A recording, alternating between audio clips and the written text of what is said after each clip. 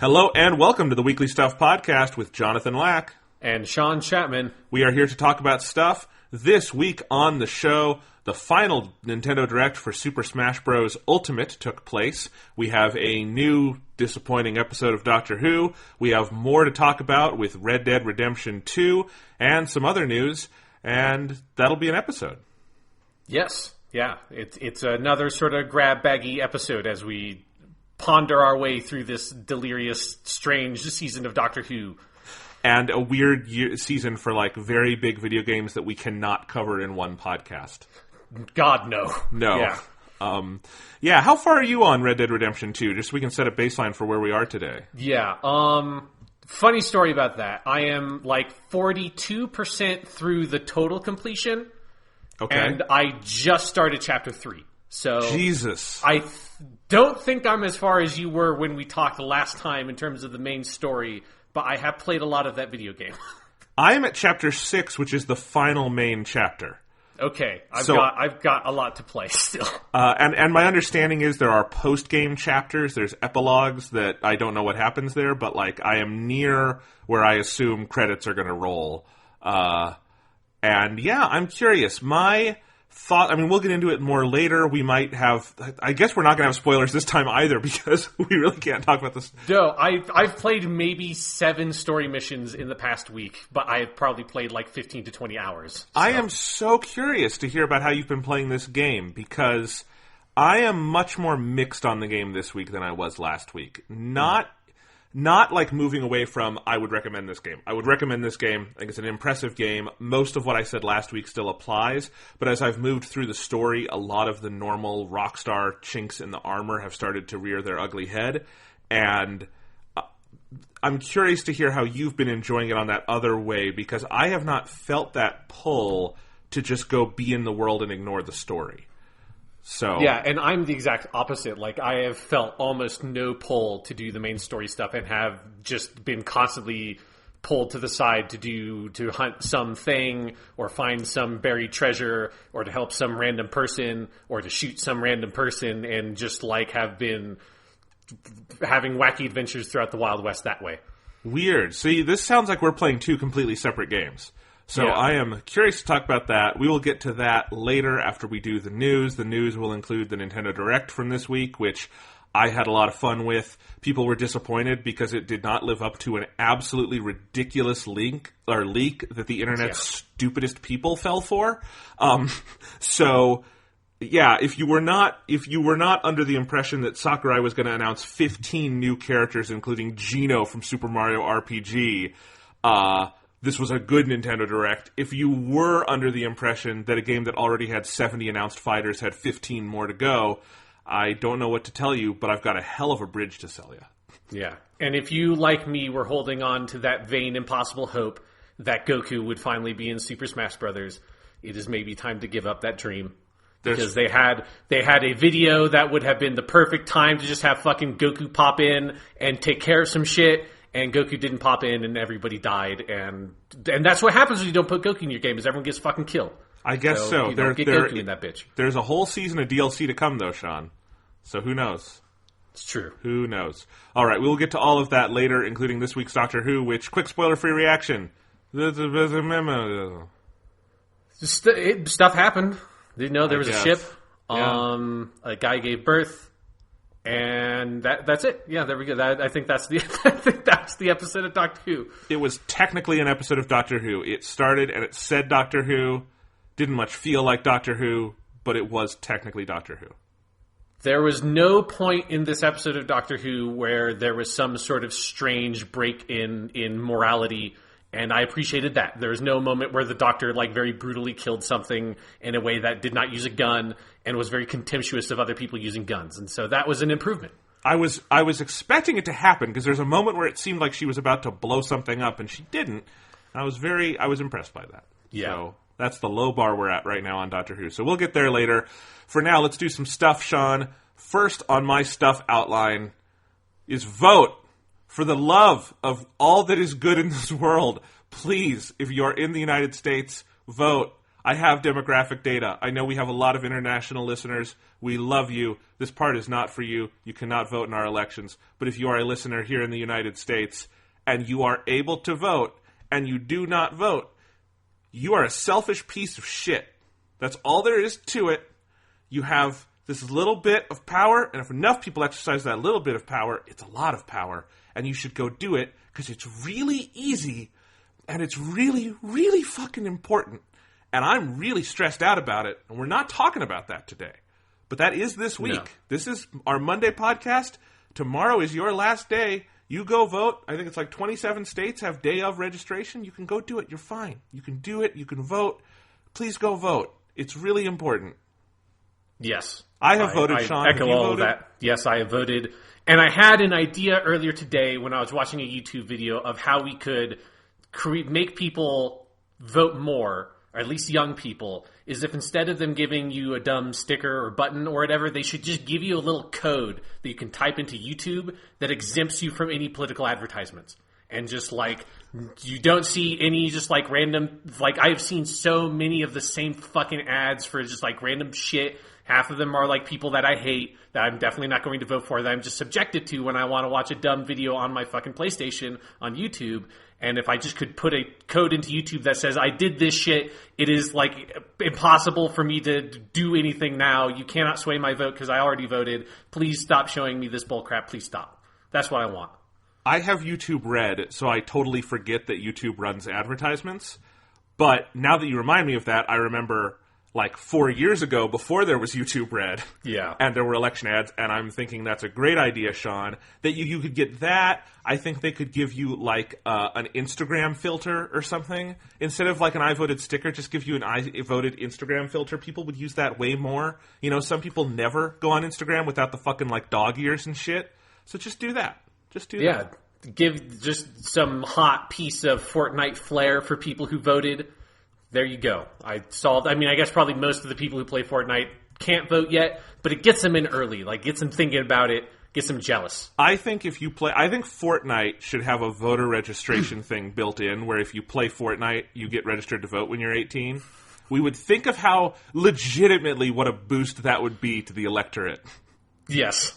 See, this is the problem with our democracy. There's no creativity in it anymore. No, there is not. But, look, guys, serious talk here. Voting is really important. Sean and I, I'm 26. You're going to be 26 soon. I have voted in every election I've been eligible to vote in. Yep. And it's not because I'm a hero. It's because it's easy, and I feel a responsibility to do it, and it's important. My first election I voted in was 2010. You were not old enough yet, Sean. I was. It was because we have that weird 1 month difference we have. Yeah.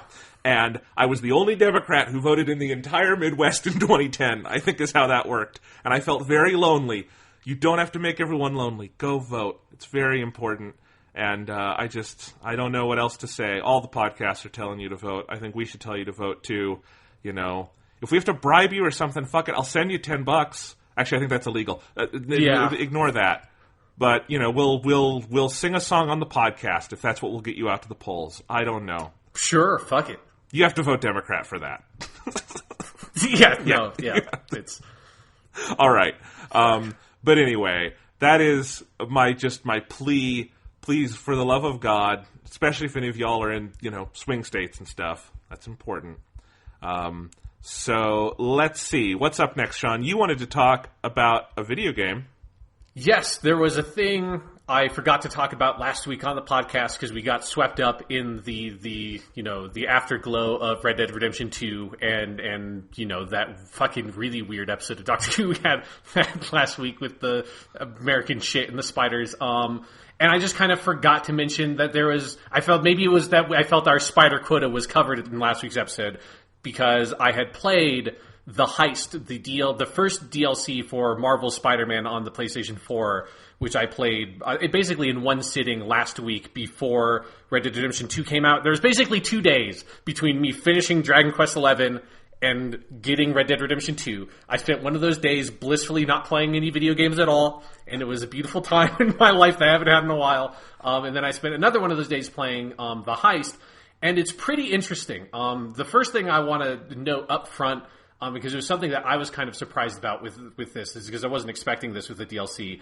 is that this is not totally standalone in the sense of they're releasing 3 DLCs, and it seems like those are all one story. It's not the heist is a story, then the next one I think called Turf Wars or whatever, that's going to be its own story, and the third one is going to be its own story. This DLC, the story missions for this DLC ends with a straight up to be continued screen and like a cliffhanger. So my recommendation is, if you are interested in playing more Marvel Spider-Man and want the DLC, wait for all of them to be done, because that just feels like will be the best way to consume this. But other than that, I really enjoyed it. It's pretty brief. It's like 2 to 3 hours, maybe 4, if you do absolutely everything in the DLC. And basically what they do is you go into a menu once you've loaded up your file and you're like in the open world, and they've added an option into your options menu that is basically like select a campaign you want to play, and that's where how you access your DLC. And so it loads you into basically a separate instance of New York City that gets rid of a bunch of the normal stuff that's on your map. That's like, all the random like enemy bases. Most of the random crimes don't appear. The stuff that does carry over, I think, are your landmark collectibles and your backpack collectibles. So if you've been playing the main game and you load up the heist DLC, I'm guessing that those carry over, because I had all of those unlocked, but they still kind of popped up on the map of like, oh, hey, you have all the backpacks discovered in this area. So I'm guessing you can kind of jump between the 2 different ones and still get those collectibles if you're interested in doing that. But otherwise, it's pretty completely separate.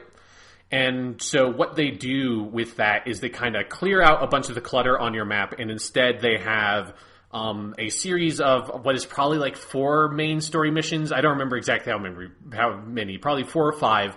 And then they add some new challenge type missions that are sort of like the Taskmaster ones. They're a bit special and they're a bit different. They use the Screwball character, who was in the main campaign very briefly in Marvel Spider-Man. And then there's also another set of collectibles, which are these paintings you can find. They're all related to the Black Cat. And then they also add in some new random crimes. If you want to do the 100% stuff you have to do, that involve the Magia, which is the Marvel version of the Mafia, because, those comics were made in the 60s and 70s and they didn't want the actual Mafia rolling up on Marvel Comics and being like, hey, what the fuck are you doing? So they called it the Magia. And it's pretty cool because it is this little tiny microcosm of the game that can be cleared in a couple of hours, but it kind of gives you every little facet of what the full game was, but in much more sort of bite-sized, digestible format. But the real star of the story is Felicia Hardy, the Black Cat, who comes in, who they kind of teased in the main campaign. And her story and her relationship with Peter and how that goes, even though it's only a couple of hours and a couple of missions, is really compelling. And it's very representative of the kind of stuff they did in the main story, which is it takes a lot of things that if you're familiar with Spider-Man, that in different kind of characters and storylines and some broad sort of relationship beats and dynamics that you know already, but they play with it and twist it in different ways. And I don't want to spoil anything, but the sort of the end they get into of like how Peter kind of gets wrapped up in Black Cat's business again and how that unfolds, and then like how that sort of throws this wrench in his relationship with Mary Jane because she's very present in the DLC as well. That's really compelling and interesting. And then there's also stuff very briefly only over the radio, but there is some stuff with Miles in the game that does address sort of the post-game of Spider-Man's world. And so I think I read somewhere that if you haven't finished the main campaign, when you load in the heist, that maybe some of those more spoilery things will not pop up and it'll be a bit more ambiguous where in the timeline it takes place. But the way I played it, it felt very definitively this is after the events of Marvel Spider-Man, and Peter's relationships with the people in his life are at this like a couple of weeks or something after the end credits of Spider-Man. So it's a really cool way to kind of like pick up the story again, to sort of visit these characters, play around with the mechanics. I really enjoyed the challenge maps, and there's some good swinging challenges in there that I got gold on all of those. And then there's also 3 new suits that you can unlock by doing everything. And they're pretty good. One of them that I don't love so much is a new original suit they made for it, but the other 2 are awesome. One of them being the Scarlet Spider suit worn by Kane in the more modern Scarlet Spider series, which is this like really nice kind of two-tone red and black suit that looks really cool. But the Star suit you unlock, that you can bring all of these once you unlock them into the main game, and I assume the later DLCs as well, is Spider-Man UK, which is basically Spider-Man's costume if it was the flag, the United Kingdom's flag. And it's fucking great, and it's goofy, and it's dumb, but I really love how it looks, and that's how I kind of cleaned up all the challenges, was just swinging around New York City with the fucking Union Jack on Spider-Man, and it looked fucking dope. I thought you were going to say he had like one of the like Buckingham Palace guard uniforms on and one of those big stupid fluffy hats. That would be pretty good also. I think that would be a little bit inconvenient to fight crime in, but that would have been a good option. But I would say hold off on the DLC if you're interested until all of them are out. But if you did buy like a version of the game like I did that just came with all that stuff, it is kind of cool to be able to sort of play it. I know that, it's less than a month now until the next one comes out, and a month after that the last one will come out. And so there's something nice about having this, like, honestly, like, very comic book sized story told that's like, I could very, very easily see the story told in this DLC being 1 or 2 issues of a comic book that like ends on a cliffhanger and you have to wait to pick up the next one.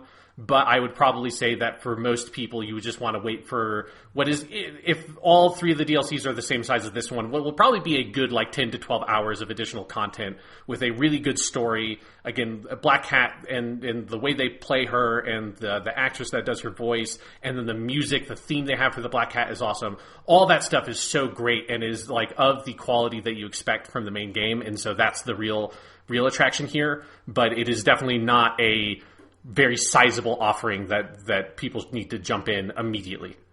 Awesome. Yeah, I'd been wondering about that. I had not gotten it yet just because, A, there were too many fucking games out right now. Yeah. And B, I kind of didn't want to spend the money until I heard from you or some other critic I trusted. I kind of feel like they maybe made a mistake releasing it at this time because nobody covered this DLC online as far as I could tell. Like, that is the most detailed review I have heard of this DLC. So, maybe not so quick after the main game would have been better. Like, this feels like something that maybe should have started, I don't know, in December or something to me, just to give us more distance. Because that's the other thing, is like, I feel like I just played Marvel's Spider-Man, and I love that game, but I also feel like I got my fill of it. So I feel like if I wait a couple of months, maybe even the season pass will go on sale at some point, and I can play it, and it'll be like Spider-Man 1.5, and I can just have fun with that, and it'll be far enough away that it'll feel nice and fresh. But yeah, I'm glad to hear that it's good. And I was curious how they were handling the 3 DLCs things and how many like points of crossover there would be. So that's interesting. Yeah, it definitely feels like to me that because I do like having the DLC be kind of closer to the game's release, because you end up with a situation like Horizon Zero Dawn from last year, where the DLC came out like 7, 8, 9 months later from the main game's release, and by that time I was like, I have to basically like fully recommit myself to playing this game because I've forgotten most of how to play it at this point. Like, it would take a lot to get me into it, so I never ended up playing that DLC because it just felt too far away. The problem with this one is that it's like right in the middle of fall, and so it's like there's so many new games like Red Dead Redemption 2, Hitman 2 comes out distressingly soon to me, with the pace that I'm playing Red Dead Redemption 2 right now, and so it's going to be hard to find time to play the Spider-Man DLC, whereas if this strategy was executed like over the summer months, and it was like one that came out in June, July, and then August, that would make sense. That would be a great release strategy. But having it be fucking October, November, December, the 3 busiest months for video games, is a lot.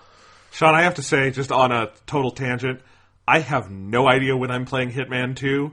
I know I want to play it. I want to play it badly, but it is coming out like the week that Thanksgiving break starts, which in theory would be a great time to play it, except I'm going to be heading out of town, and I'm probably not going to take my PlayStation with me, and I'm probably going to take my Switch with me and play the new Pokemon game, because I'll have it on the go as I go home to Colorado.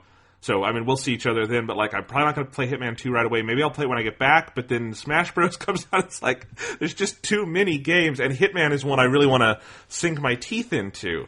So it's stressful. Games need to be spread out more. This is silly. Yeah, no, it's because it's especially silly because it felt like a couple of months ago, when I was looking at the schedule, I was looking at it as like, oh, there's a lot of time to play all these games. And then I ended up playing Dragon Quest XI without like really planning ahead of time that was something that I really wanted to do. And that just kind of was thrust upon me all of a sudden. It was like, oh shit, I guess I'm playing Dragon Quest XI now. And then, I'm spending so much time playing Red Dead Redemption 2 that I was like, oh yeah, like 2 to 3 weeks. It's like 2.5 weeks or something distance between Red Dead Redemption 2 and Hitman 2's release, because Red Dead came out on like a Friday, Hitman's coming out on a Tuesday. It's just like, that will be more than enough time. And now I'm looking at it, it's like, I just started Chapter 3. This is not enough time. I mean, Sean, the length you're playing that game at, that's 100 hours, I would bet. Mm-hmm. If you continue playing at that pace, I doubt you will continue playing at that exact pace because you will run out of things to do. Yeah, it definitely feels like the story, I'm going to have to kick along the story faster because I've very much exhausted everything in kind of like the first areas you go to, and I'm excited to kick into the newer areas I'm riding into right now, but I feel like kind of exhausted what is maybe half of the map of that game. Yeah, I don't know. It's a big game. I mean, Sean, you said you've played maybe 7 missions in the last week? Yes. I've played over 70.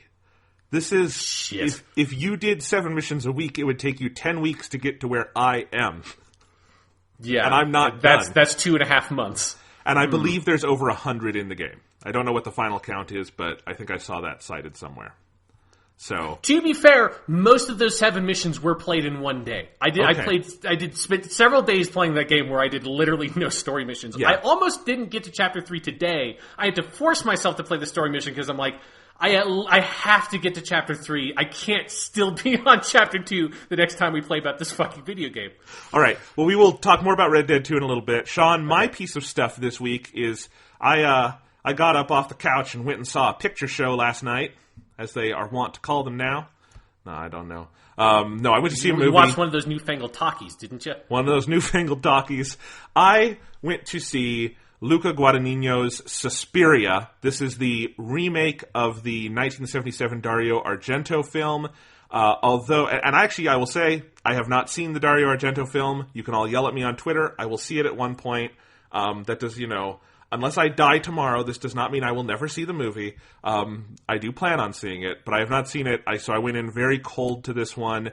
I do have my understanding from reading other people's reactions who have seen the Argento film is that this has very little to do with it other than kind of the basic premise. It very much takes it in a different aesthetic, narrative, stylistic direction, which I think is good. That's what you should do with a remake, especially of a beloved classic like Suspiria. So it's a remake, but I don't think you have to worry about it in that way. But yes, I went to go see Suspiria, the new film.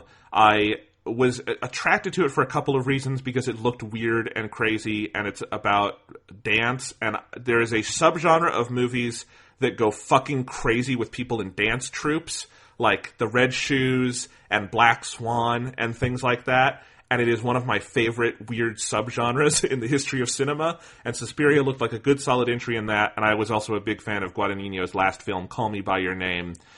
And I have to say, Call Me By Your Name, which was made last year, and Suspiria, made this year, that is probably the boldest statement of directorial range I have ever seen someone make, doing those two films back-to-back in 2 years.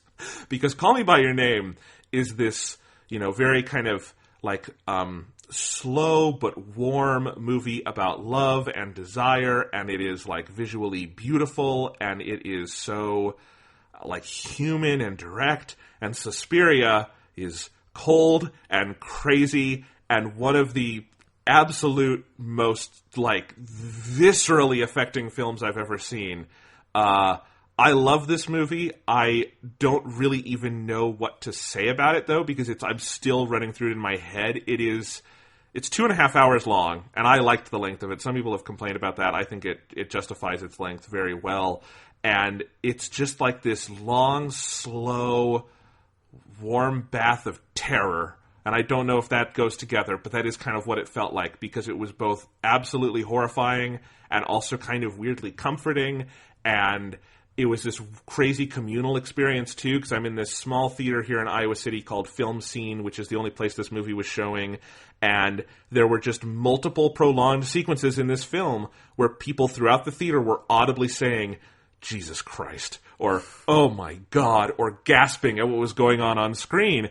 And it was kind of an incredible communal experience that way. I know my jaw was just kind of dropped for most of it. It is an out there movie. It is an unabashedly and I think very interestingly feminist movie because pretty much every figure on screen for the entire film is a woman. It is a movie about relationships between women.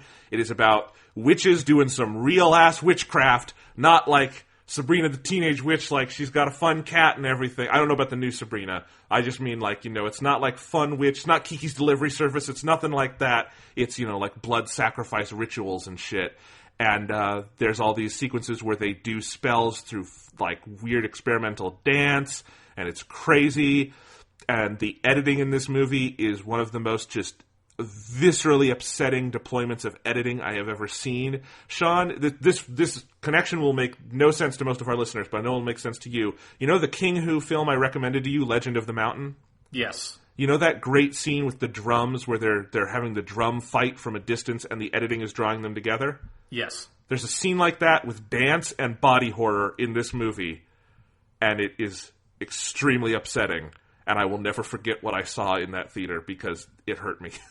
That sounds pretty fucking good. Yeah. That sounds pretty good. So I think it's a masterful film. As I said, the editing, the cinematography by a Thai cinematographer whose name I'm not going to try to say off the top of my head, but also has done work with Apichatpong Wirasethacool on like Uncle Boonmi and things like that. He also did Guadagnino's last film.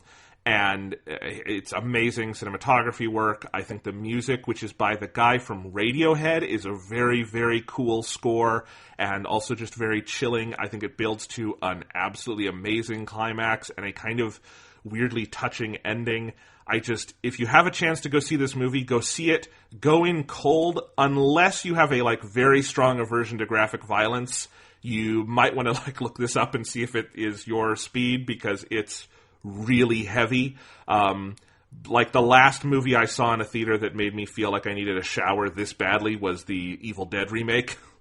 If we're going by the number of buckets of fake blood on screen. So there you go.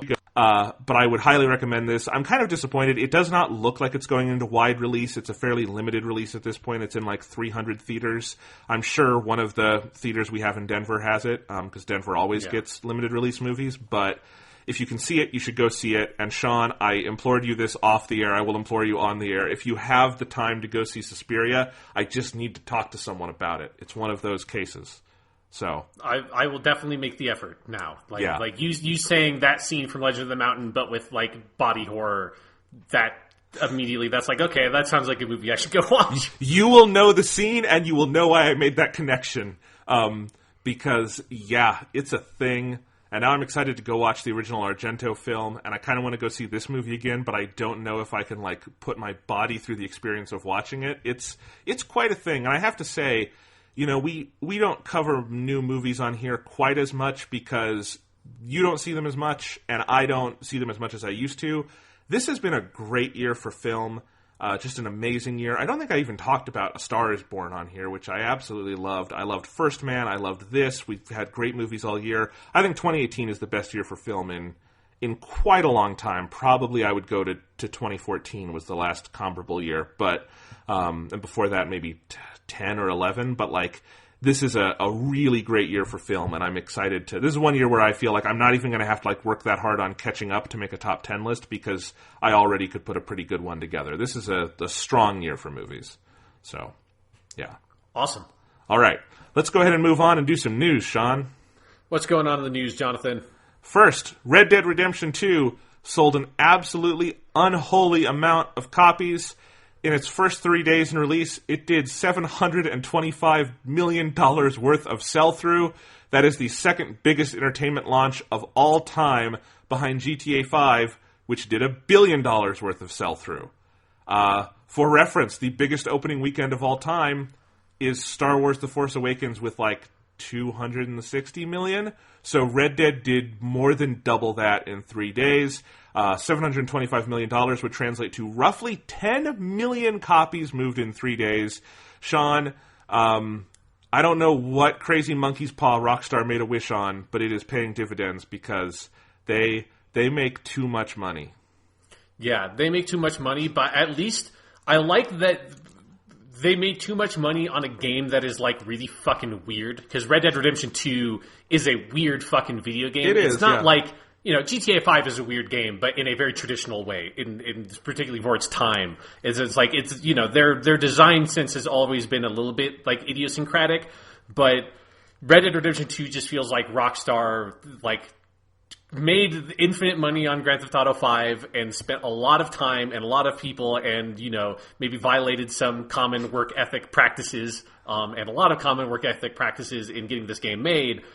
But they did it in service of, like, a especially idiosyncratic, like, unconventional vision for a video game that I've never seen another game pursue. So I'm curious to find out, like, a couple of months from now how many of those 10 million or so copies are ones that people, like, really into what the game was and how much is, like... I'm curious if this game is going to have, like, a bigger rejection after the fact than, like, GTA 5, which, you know, the critical reception to that game was sort of lukewarm, like, a week or two afterwards of, like, people stopping and more considering that game. But then the rest of the larger population just took that game and ran with it and never looked back. I'm curious to see if maybe Red Dead 2 is almost going to be flipped and it's going to be the critical reception is going to be very positive further out, and the larger communal reception of that game is going to be more, what the fuck is this game actually? Why is this a video game where you have to stop and spend 5 seconds skinning a fucking bear and you can only put one skin on your horse? 5 seconds is lowballing that. But yes, I'm super curious about that too, Sean. It's a question I've wanted to ask because I do think I think that the X factor for me on this is how Red Dead Online does and what the hell that even is, because that's the thing that kept GTA 5 going so much, I think. Because it was so... I mean, no one talks about the GTA 5 campaign because there was nothing to talk about there. It was garbage. But it had this nice world that they were able to translate into this very lucrative online thing, and I would bet, and I'm sure there's research to back this up, that is what has kept sales going as long as they've gone for GTA 5. I mean, just the fact that they sell, like, the GTA 5 cash with, like, every purchase of that game, and, like, you got it if you pre-ordered Red Dead Redemption 2 on the PS stores, you got, like, $1 million of GTA 5 cash. Like, I think that's where it's going. I can't really imagine, unless Red Dead Online is really radically different from the main game, it having that kind of shelf life. Not because it's not a good game, but because, as you say, this is an idiosyncratic, weird game that it does not feel like it's pitched at the same kind of broad audience that Grand Theft Auto games are, or even maybe Red Dead 1 was. Like, this is a very different kind of audience I feel like they're going for, and I am just super curious. I've already kind of seen that out in the ether, that it feels like the general reception is a lot more mixed because I think people seem kind of confused by what the game is doing. I'm confused by some of the things the game is doing. It's hard to reconcile. And I am curious where this game goes. Like, clearly it's going to turn a massive profit, and I don't think it's going to be looked back on as any sort of, like, financial disappointment for the studio. No. And if it is, their next game is GTA 6. So, like, you know, fuck it. They're going to make another game where you go kill strippers and they're going to make billions of dollars. So who knows? I have no idea what an online mode for this game really is, and I'm very curious what happens with that, you know? Yeah, at the very least, I find it, like, I do not find it possible that they would, like, sell hover horses or, like, you know, because, like, GTA 5 and GTA Online just got weird, and they have, like, the DeLorean and shit in that game, and hover bikes, and, like, they you know, the DLC went full Grand Theft Auto San Andreas and stuff. I think literally they have jetpacks in it at this point. And there's just not as much room in Red Dead 2 to do that kind of stuff without completely breaking the sense of the world. And yes, like, advanced technology breaks the sense of the world in GTA 5 also, but it's a much thinner break because GTA 5 is ridiculous. Whereas, like, Red Dead 2 is so grounded, and again, it is about, like, you, like, huddling over a campfire in the middle of the woods eating a fucking can of beans before you go and kill a coyote to skin it and sell it to a trapper so he can make you a cool hat. You know, it's like a very different kind of world. Yes. So, more Red Dead talk later, but that is the sales news on it. I was curious how it was going to do, because I was wondering how much of the GTA 5 effect was going to carry over to Red Dead 2, because I think people forget, but, like, even at the time, GTA 5 sales were insane. Nothing Rockstar had put out. I mean, no video game had ever done numbers like that. So it was kind of like, is that going to be a universal thing for Rockstar now, or just for GTA? and this is less than GTA 5, but it's so close that it's like, it seems like this is just how Rockstar's games sell right now, you know? Yeah. And it happens if you only make a game once every 5 years, which you can Longer do. than that now. But that's something you can do if your game makes $6 billion in revenue, which is what GTA 5 did. They had $6 billion to go on, so yes, they could go 5 years without a release. It's crazy. So, all right, next piece of news.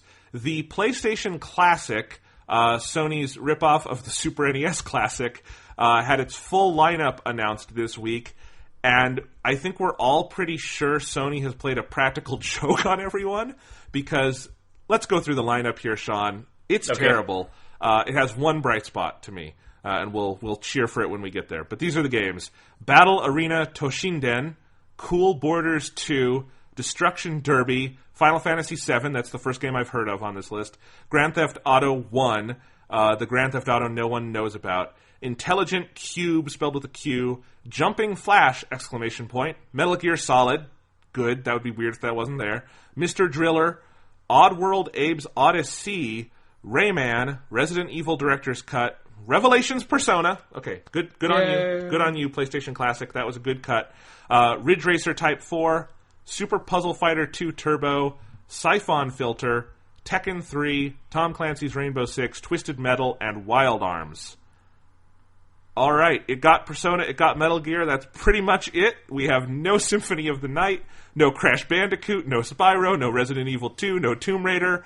What the hell is this thing, Sean?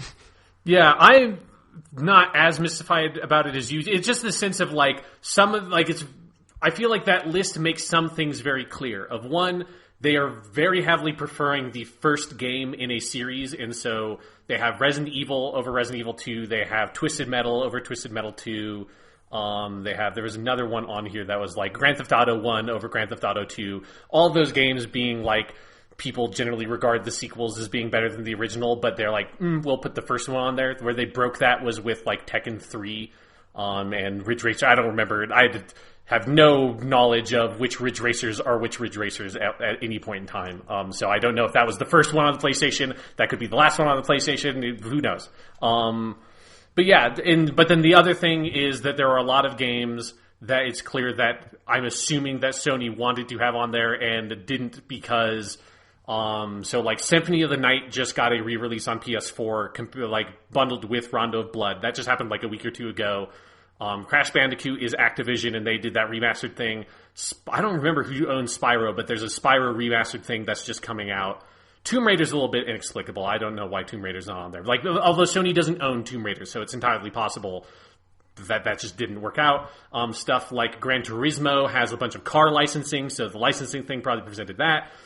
Tony Hawk's Pro Skater and Pro Skater 2, which are two of the big PS1 games. Both of those have a tremendous amount of licensed music in it, so that's probably why not. And so it seems like that's some of the stuff that prevented some of those games being on there. But yeah, it's a strange list. There's some of these that... I guess my point, though, is like, I get the explanations for why things aren't on here. Why make it if you couldn't get... Like... If Nintendo, for whatever reason, couldn't put a Link to the Past on the Super NES Classic, why would they make a Super NES Classic? That's doing this without Symphony of the Night. Yeah, but, like, part of this is the PS1 has such a really broad library of games that some of the, like, a lot of these are games that I have heard of and know are held in high regard, like an Intelligent Cube, IQ, which is a puzzle game, or Jumping Flash. I never understood why people like that game, but people like Jumping Flash for whatever reason. Like, honestly, this is sacrilegious on this podcast, but the game here that stands out the most is like, why is this game on here, is Revelations Persona. Because all of these other games are games that were like well regarded and liked in their day. Yeah. Revelations Persona is only on here because Persona 5 sold like 2 million copies, right? Yes. And so, because also Revelations Persona is weird because that's the original PS1 version, which I assume is just going to have the original PS1 localization, which is like they changed place names, they changed character names, they changed the ethnicities of specific characters all to like Americanize the game. And so unless they're going back and redoing work on that, which they're not, they're definitely not doing, that's kind of like a weird a weird one to go back to compared to the if anyone wants to play the original Persona, I would recommend playing the PSP remake, which you can play obviously on the PSP or you can play on the Vita, which is how I played it. But the other ones of these, like, you know, Siphon Filter is a, like, this is hard for me because I am not a big PlayStation 1 guy. I know that, Jonathan, you were not a big PlayStation 1 guy. We were both too young at that point, and, like, both of us, our families, like, were more in the Nintendo, and most of my friends were more in 64, but I had a couple of PlayStation 1 guys. So stuff like Tekken 3 interests me. I was never that into Twisted Metal, but people really love Twisted Metal. People love Siphon Filter. People love Ridge Racer. People love Rayman, even though the old Rayman games I really don't like. So yeah, it's a weird list. It's not a utterly perplexing list to me, but it is frustrating to be like there's definitely a much better list of 20 PlayStation games that could be made without restrictions. Yeah, and it's just, I just don't quite know why they're doing it this way, because they clearly, I bet they could have announced this list of 20 games 3 weeks ago when they announced the system.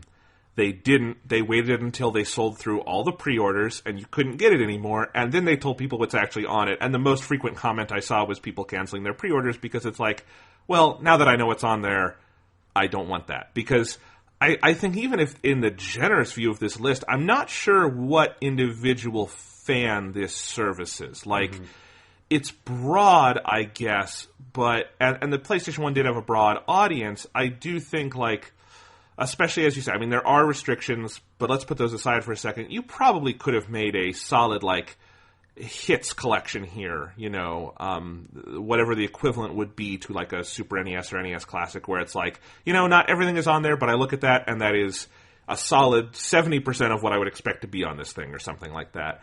And that's not what they did. Again, like, now that we've seen the full list, the holding it back until all the pre-orders sold out thing seems extra skeevy to me. And selling this thing for $100 with that list of games, and with the shittier version of the controllers that don't have the sticks, so they couldn't do things like Monkey Ball.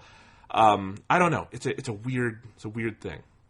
The one thing I will say is the one game on this list that jumps out at me is, like, I do actually really want to play this game is Super Puzzle Fighter 2 Turbo. Like, go look up YouTube videos of Super Puzzle Fighter, because that game looks fucking awesome. And I've always wanted to play it, but it's not particularly easy to play these days. So that's a cool get for me. That's like, you know, I'm not going to get this. I didn't get an NES Classic. I didn't get a Super Nintendo Classic. There's basically no version of this console I would get unless I were able to pick individually the 20 games myself, which is obviously impossible. So, but that's like Super Puzzle Fighter 2 Turbo. I would like to play that game. All right. Well, maybe I'll get it for you for Christmas, Sean. Sure. Not really. If I were going to spend $100 on you, I don't know. I'd get you something you actually wanted. There's a better $100 to be spent than a thing that I just kind of want to play Super Puzzle Fighter 2 Turbo, and maybe I'd check out some Tekken because I liked that when I was a kid. Sean, I would buy you a second copy of the Zatoichi Criterion set as a backup in case anything happens to your first Zatoichi set. That would be appreciated. You know, that way I can have one that I watch and one I keep in the safe. Yes, exactly. All right. So, last piece of news this week is our big piece of news, which is Masahiro Sakurai and the good people at Nintendo gave us our final Nintendo Direct for Super Smash Bros. Ultimate. This is the last one before launch. It was pretty jam-packed. As I said before, let's recap the situation, Sean, really quick. We did not cover this on the podcast because it was stupid, but a very obvious fake leak came out a couple weeks ago, and it put the internet in a tizzy trying to figure out if it was real or not. It was not real. It was to my eyes, it was very obviously not real, just having been someone who's followed Nintendo long enough and has a pretty good sensor for, like, when something's going to be real or not. And this was not, but it had, like, all these things on it. Like, we were going to get the big two were Geno from Mario RPG and was it Crash Bandicoot or no? It was Banjo. Yeah, Banjo-Kazooie. Sorry, Crash Bandicoot is PS1, as we just talked about. Yeah, Banjo-Kazooie seemed like something that could happen. Nintendo and Microsoft are buddy now, and Microsoft technically owns Banjo, but like that, it was those two. It was every Echo Fighter everyone wanted, like Shadow the Hedgehog. It was like at least 7 or 8 new characters when Sakurai himself had told us several times, like, we're not going to have 15 more new characters. Like, I've already given you 70. How much do people want? Was the subtext of his, like, you know, very exhausted responses in interviews and stuff. So people went into it expecting all of that, and I think there was some disappointment, largely stemming from the leak. And then also, I think they made some weird choices on which 2 characters they held back for this final direct. Other than that, though, I think if you took this at face value, there was a lot of cool stuff in here. The main announcements about all the single player stuff, like Spirits mode and the World of Light adventure and the insane cutscene they showed off, was a lot of fun. And once again, I'm just insanely excited for this game. So, Sean, let's go through the announcements that were here. Okay. So, Sean, yeah, I just want to note for the listener that Jonathan has made incredibly extensive notes, like me doing E3 level of notes for this one Nintendo Direct, and I watched probably about 10 minutes, maybe. I definitely watched the crazy video at the end. I watched the introduction of Ken because I like Ken. Ken is cool. And I kind of got swept up in Incineroar because he's in the same video. But whatever. And I think that's all I watched from this. Okay. So yes, this is like the one thing, not a Nintendo Direct, but a Smash Brothers Nintendo Direct is the one thing that will make me take notes on a video game announcement to the degree Sean takes notes on every E3 video. Yeah. Yeah. So let's go ahead and go through this. So Sakurai reminded us that we have confirmed 72 separate fighters so far. He said with this Direct, we will have announced every fighter in the game. We had a cinematic trailer with Little Mac. He's fighting in the ring, and it turns out it's Ken. Ken turns up the heat, as they told us. So this was our Ken reveal trailer. It was, I think, a very good reveal for Ken, who is an Echo Fighter of Ryu. But then, just when we think that's it, we get Incineroar from Pokemon, who enters the ring. Another good little fake out there. And I have to say, Ken was expected, which was cool. I'm glad they have Ken in there now, because if you've got Ryu, you got to have Ken, right? Yeah. Yeah, so that's good. I mean, I think as they noted, Ken is like the original Echo Fighter of fighting games. So it'd be weird to have all these Echo Fighters and not have the OG show up to fuck some shit up. And I just love that you can now do a proper, like, one-on-one Ryu versus Ken match in Super Smash Brothers. Yeah, it is kind of... It was sort of brain twisting to see that happening. It's like, this is Smash Brothers. I'm not watching a weird, like, Street Fighter port or something.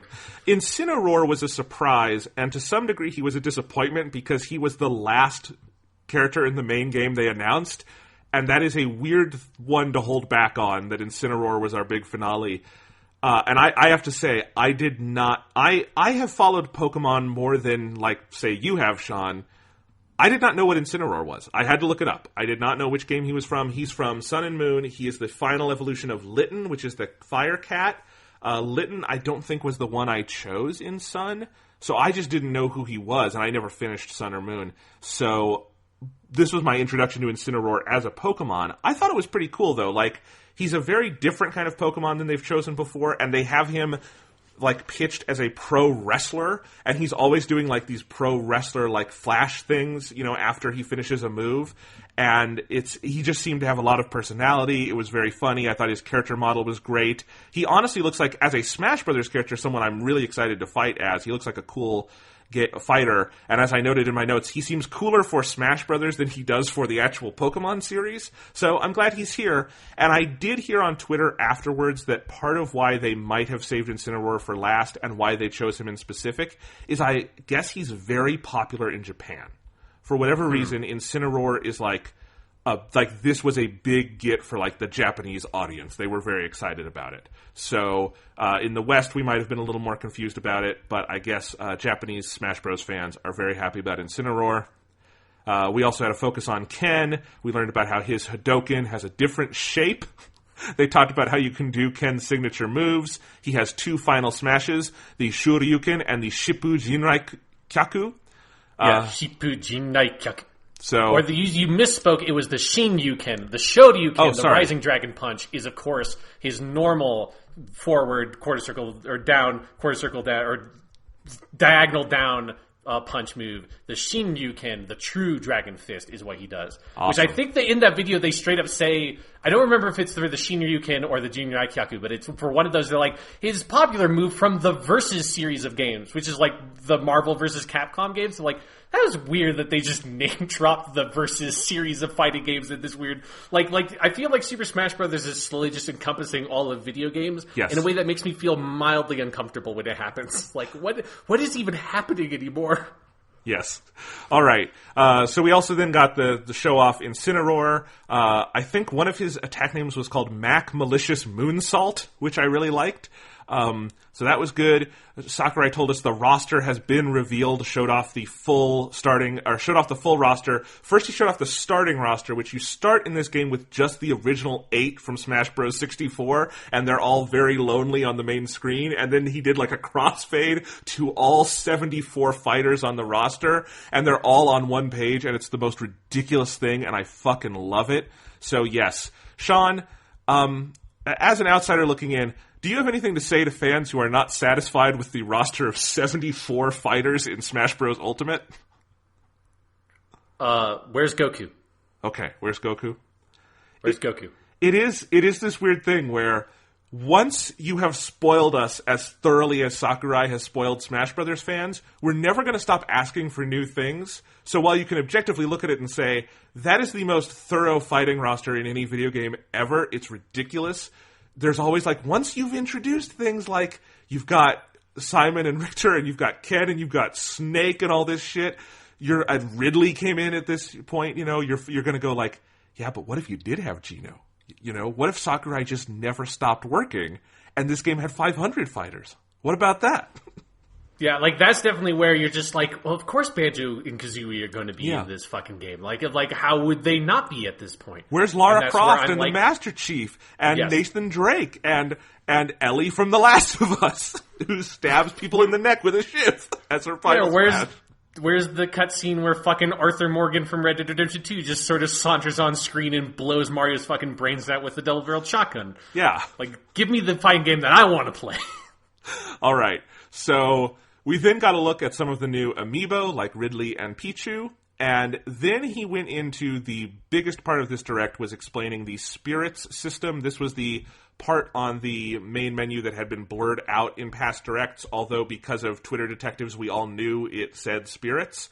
So first he announced that collectible trophies, which have been a big part in Smash Bros. Going back to Melee, are no longer... Sakurai is such a candid dude. He said they would be too hard to develop for a game this big because they were these nice, like, 3D modeled trophies. I think that's a fair explanation.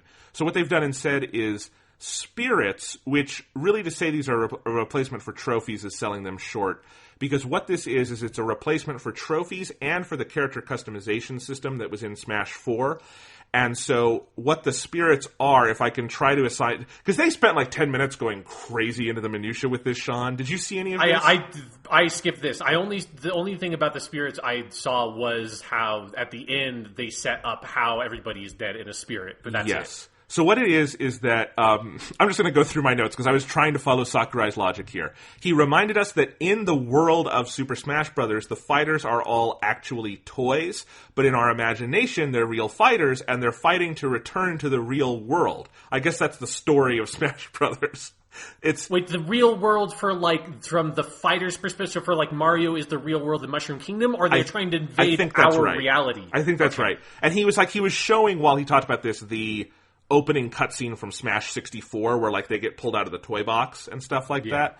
So he said, in this world, everyone except the fighters becomes a spirit, and fighters can join powers with spirits to gain power. So what the spirits are is they're all the other characters from these different canons that are not actual fighters. So, for instance, you might have things like the Able sisters from Animal Crossing, or this one blew my mind, Hal Emmerich from Metal Gear is in Smash Brothers as a spirit. I think I saw that screenshot because that sounds very familiar to me. And it's just like, all these are like like straight up like concept art or like just like pictures from their original source material, right? It's not, they didn't like make unique art for these, so it's like this strange hodgepodge of artistic styles from like every different, like either like realistic 3D character models like Hal from fucking Metal Gear, and or there's just some weird shit from like Yokai Watch or something that's just in that style, you know? There was all of that. There's Bullet Bill. There's Dixie Kong. A bunch of Fire Emblem characters. I'm betting we'll get Lindis here, even though we didn't get her in the main game as a fighter. But there's probably, I would guess, hundreds upon hundreds of these things. And you basically, there are primary spirits and secondary spirits. Primary spirits have slots that support spirits can be added into. And this is all like a character customization thing, because you could build a spirit and then assign it to a fighter, and the fighter will get like different kind of perks from that, and you can do spirit battles. This is where you acquire spirits on the spirit board. This is where you pick what spirit you want to acquire and then do a battle with a similar fighter to unlock the spirit. And then the spirits all have different primary attack types, and it's like the weapon triangle from Fire Emblem, where it's attack, grab, shield, and each is strong against a different one. And battles have conditions that give you hints on what spirits to use. And then you can also do battles with other people, local or online, using your spirits. Primary spirits gain experience and level up. You can also feed them snacks. All this crazy stuff. I think it's an interesting system. I think it's a cool way to combine a lot of things that had been building in other Smash Brothers games, because you get to do all the collective stuff, collectibles, that's the word I'm using for. Collectivization would be the Soviet Union. I'm looking for collectibles. So you get to do your collectibles, you get to do a shit ton of fan service, you get to do your character customization, all of that. As Sakurai said, they help you to imagine more battles from more series than ever before. So that was our first look at the Spirits mode. They would do the stuff with the big single-player campaign that is also related to this later. But it's crazy. Like, a lot of people said it sort of looks like a gacha game in some ways. Like, there's no microtransactions involved, so it's not a gacha game that will, ruin your finances. But it does have that kind of thing where you're, like, collecting, and you can, like, if you have a bunch that you don't want, you can trade them in for other spirits or for coins and stuff. And, you try to get the spirits you want, and it's kind of crazy. So that's the Spirits mode. They then showed off local wireless and online play. It was interesting. He detailed how online mode will work. They've gotten rid of the two categories from the last couple games, which was for fun and for glory, which is basically ranked and unranked. And now the way they do matchmaking is by prioritizing 3 factors, and those 3 factors are preferred rules, which means before battle, every player chooses their preferred rules, and one player's rules will be chosen at random and everyone will use them. But if possible, the matchmaking tries to find players with similar or identical rules. It factors in your global Smash ranking, which is like your leaderboard ranking. And finally, distance between players, they also factor in. Game tries to find the best match based on geography. Sakurai noted that a LAN cable might help, and he showed off the Nintendo LAN cable adapter for Switch, which worried me a little bit, because I don't want to have to buy one of those. Huh. Yeah. I don't think it'll actually need that. I mean, all online games work better with a LAN cable, so I guess that's, fair to say. We'll see how it goes. Showed off Elite Battles and Smash Tags. This is kind of interesting. This is almost like a dog tags mode where you create your own ID, and like I said, it looks like a dog tag, and when you beat someone online, you get their Smash Tag, and if you lose, they get your Smash Tag. It's not gone forever. You still have it. It's their proof that they've beat you, and you collect Smash Tags. So like you can go have a screen and look at all the Smash Tags you've gotten.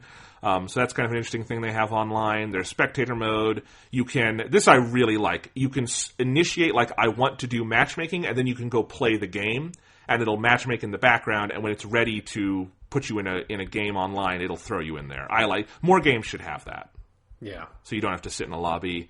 I really like this. You can form a 2-player team online on a single system. So you and a friend could be a team on the couch together playing against another team online. That sounds like fun. They mentioned the Nintendo Switch Online app, which is still stupid, but there you go.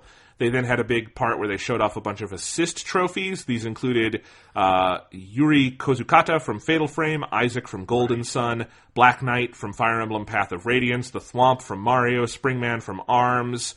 My favorite one was From Mario Paint, it was Flies and Hand, which is like a fly swatter that comes in and hits a fly on screen, and if it hits the player, it like knocks you off the screen.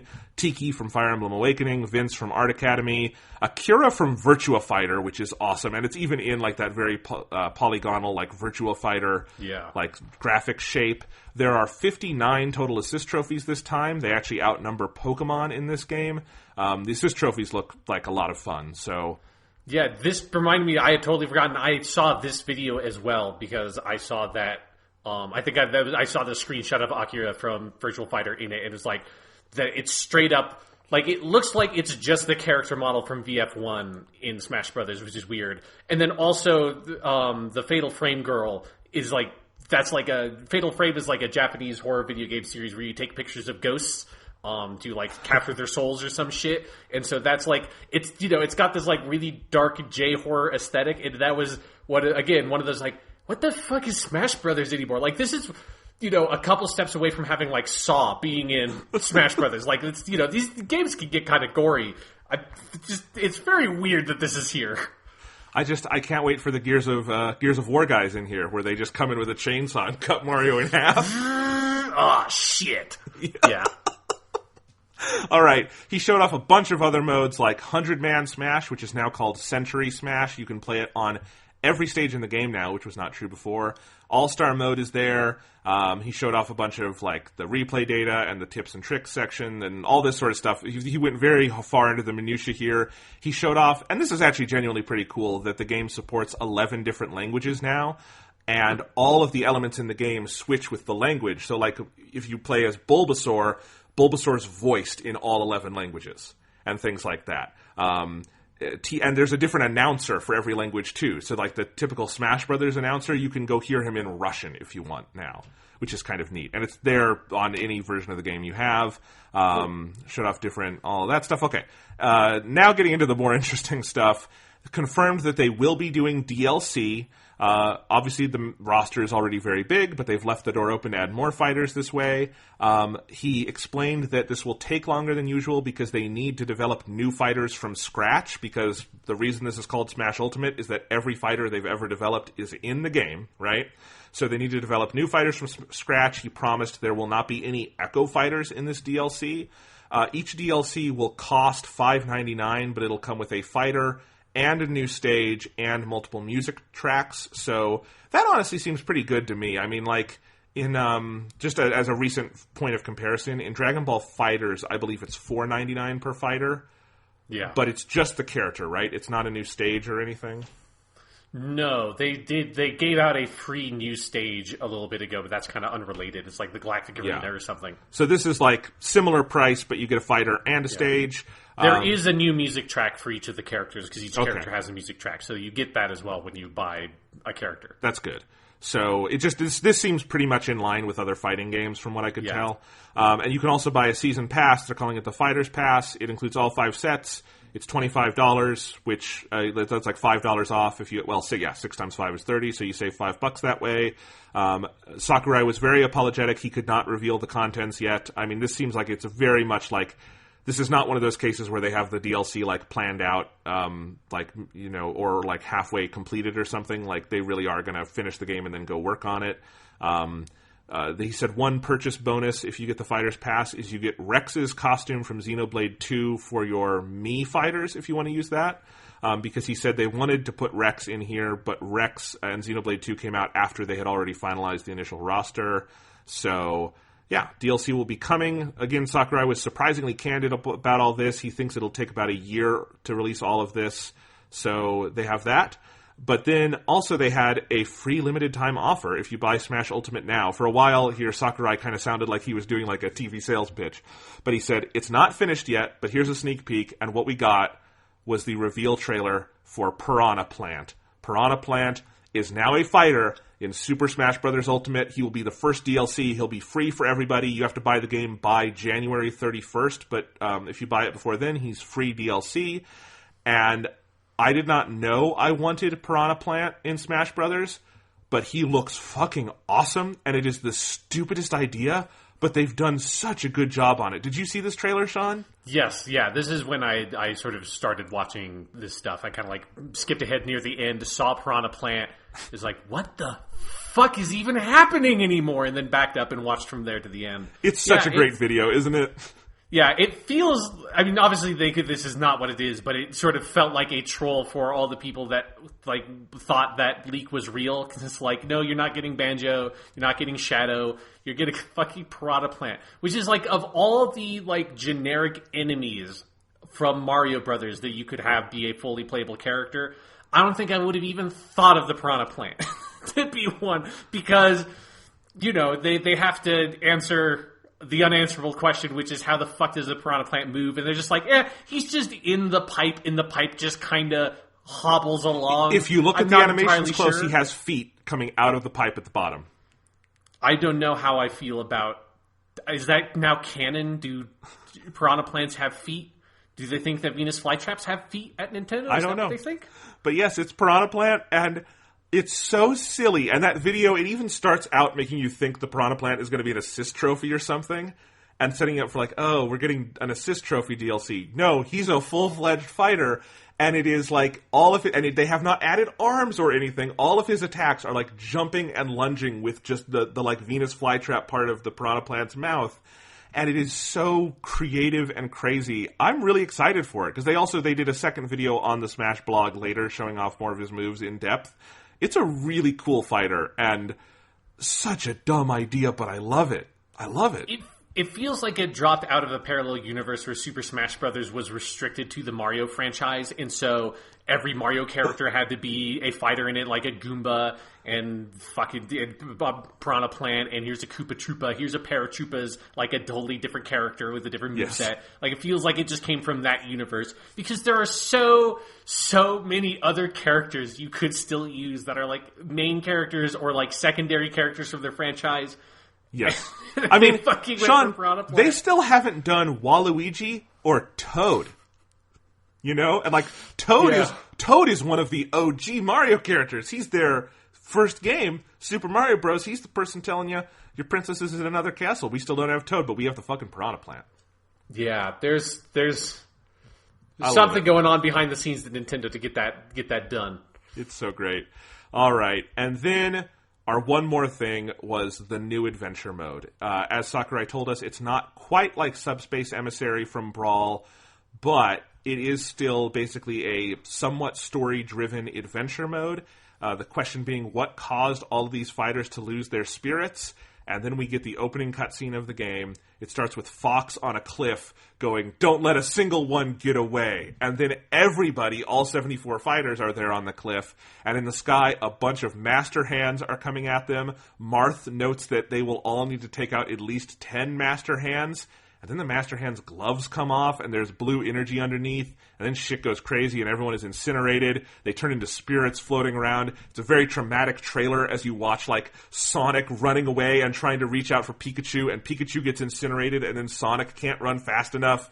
And at the end, only Kirby has escaped. And then as Kirby looks out over this ruined world, we get a vocal version of the Smash Brothers theme song in both English and Japanese, depending on what you watched. They're both great. I think the Japanese is better, but they're still both very cool. It is a goddamn amazing cutscene. And then they showed off Spirit Adventure Mode, which is called World of Light. And it's like this big overworld map that's beautiful and hand-drawn. You walk around it to activate fights and do, like, story events. It basically looks like what a lot of Smash Bros. Fans like me have been asking for years, which is sort of like, what if you did Subspace Emissary with a lot of, like Subspace Emissary, I think, had a lot of good ideas, but, like, the platforming level design just did not work with this game's style of fighting. This feels like a proper, really cool, in-depth, one-player mode that you would want out of a fighting game, and the right one for Smash Brothers. And again, that cutscene was crazy.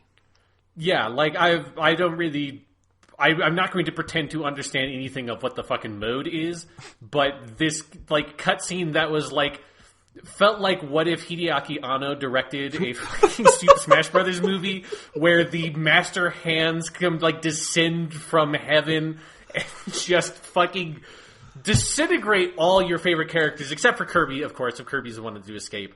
And it's just, like, the darkest fucking shit imaginable. It's so crazy. And this is also the point whereas like was the point of no return for Goku, because how fucking awesome would it have been if while those beams were coming down and everyone's like freaking out and running away and they can't stop it, you just hear from off the screen, Ka, Mid, Ha, Mid, Ha! And the fucking Kamehameha comes in and blocks the beam, and fucking Goku's there, and he's like, don't worry, I'm gonna take care of shit. And then he just blows them all up, and then it's like, we win, it's Goku. Yes.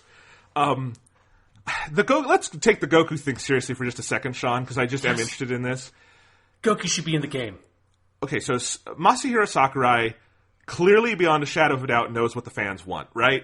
Is that a fair thing to say at this point? Yeah. He's very aware of the tenor of fandom. If Sakurai could put Goku in this game, do you think he would be in it? And if not, I guess that means... My assumption is that that's not something Toei would be up for, but I don't know. Yeah, like, it would be a step that they have not yet taken, which is putting a character that does not originate from a video game into Smash Brothers, because every other character originates from a video game. Goku is obviously in more video games than probably almost any other Smash Brothers character other than, like, Mario. And so he qualifies in my fucking book. He's been in a lot of Nintendo games. People, like, they didn't come out over here, but on the NES and the Super NES, he's been in all sorts of video games. Yeah, there's already like 2 or 3. There's Xenoverse 2 and Dragon Ball FighterZ, but Xenoverse 2 on the Switch has the Xenoverse 1 stuff in it. So there's basically 3 Dragon Ball games already on the Switch. Yep. It's just more games than fucking Link has, you know? So put Goku in that fucking thing. I think it would be cool. Has Goku appeared in anyone else's fighting games? Like, there's been Jump crossovers, but, like, my sense is Toei does not loan out their characters that easily.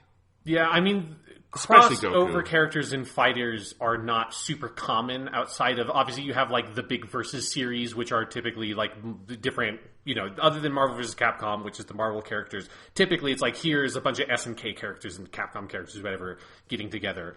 So it's typically guest characters are all from other fighting games. You obviously have notable exceptions like Soul Calibur does a bunch of crazy shit, like Geralt and 2B are in Soul Calibur 6. You had all the Star Wars people in Soul Calibur 4.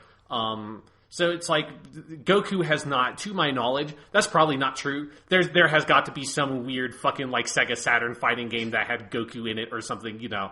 There have been a lot of fighting games, and Goku has been around, has been a character that has existed for basically longer than the fighting game genre has existed. So there's a chance. If they could do it one day, and I would not rule out the possibility that the DLC gets crazy and we could get one of these, because as people have pointed out, when you have more development time as they will for doing, you know, a single DLC character, and you have a like guaranteed like you know, financial flow on those, they could go for bigger like third-party gets on those if they want to. So again, I would not rule out that some of these crazy things could happen. I given how well they've done with all the characters in this game so far, I want to see what Sakurai would do with Goku. I want to see what his final smash would be, because it would be awesome. You just know it. I mean, honestly, I would be fine if they just fucking looked at his moveset from Dragon Ball FighterZ and were like, okay, like, his normal B is Kamehameha, his up B is like the hurricane kick thing he does in FighterZ, his forward B is that dash forward punch down move he does, and then down B can be like a charge of spear bomb or whatever you want it to be, you know. Yeah. You've already got a lot of models for how you can make a Goku. I just want them to make a Goku. Yeah. Well, maybe one day, Sean. But for now, that is Super Smash Bros. Ultimate. I think this was a fun direct. Getting that confirmation of a big, meaty single-player mode was huge for me. And I think I'm at the point where, like, I remember when this was announced at E3, Sean, you asked me, is this Smash 4 Deluxe or is this a new game? And I was like, it seems like it's maybe 4.5. I think now that we're close to release, we've had all these directs, it's Smash 5. This is not an in-between game. This is not a remake. This is... Clearly, a lot of the elements of Smash 4 formed a basis here, but like, I honestly, in some ways, this feels like a bigger new game than 4 was versus Brawl. Like, this is so huge. It has so many characters. Like, it has fewer I don't even know if it has fewer new characters. It has 7 all-new, completely from-scratch characters, and then like 5 or 6 new Echo Fighters. So it's got a ton of new characters. Some of those new characters are nutso, like King K. Rool and Ridley, and things we never thought we were actually going to get. It's got over 100 stages. It's got the 900 music tracks. It's got the whole Spirits mode. It's got World of Light. Like, this game looks like it has a character and voice all its own, and I am sufficiently hyped, let's just say. I cannot wait for this fucking thing. Yeah, I agree with you. And a big part of it for me is that, like, a story mode thing does so much to give a game a sense of identity, you know, even just from the outside, knowing nothing about it. Because, like, Smash 4 just, like, nothing in the marketing of that game ever, like, sold me on, like, the identity of Smash 4, because it just didn't have, like, Subspace Emissary or Adventure Mode, or obviously the original Smash Brothers is like old and it just had the arcade stuff. But Melee and Brawl had this like specific mode that I looked at as like, okay, this is the mode for this game, that is the mode that only this game has, that is like fleshed out and interesting and different. And I didn't obviously really play it much of 4, but it didn't feel like that. It didn't feel like when they showed videos of it, it was just like, they're just showing videos of people playing Smash, like, versus matches on Smash Brothers. Whereas this Nintendo Direct and that ending thing felt like that's something in this Smash Brothers game that looks like has not been in any other Smash Brothers game, and I need at least one of those for me to feel like this is a new Smash Brothers game. Absolutely. I love Smash 4 for 3DS and Wii U. I'm probably one of the few people who thinks that the 3DS one is better. Not necessarily, like, to go play competitively. I don't mean like that. I just think it was a little tighter of a package. It had the better single-player mode. But, like, Smash 4 did not have as cohesive an identity as any of the other Smash Bros. Games. It was, you got to play Super Smash Bros. In HD or on the go, and it was a really good, tight, the best version of the basic fighting game up to that point.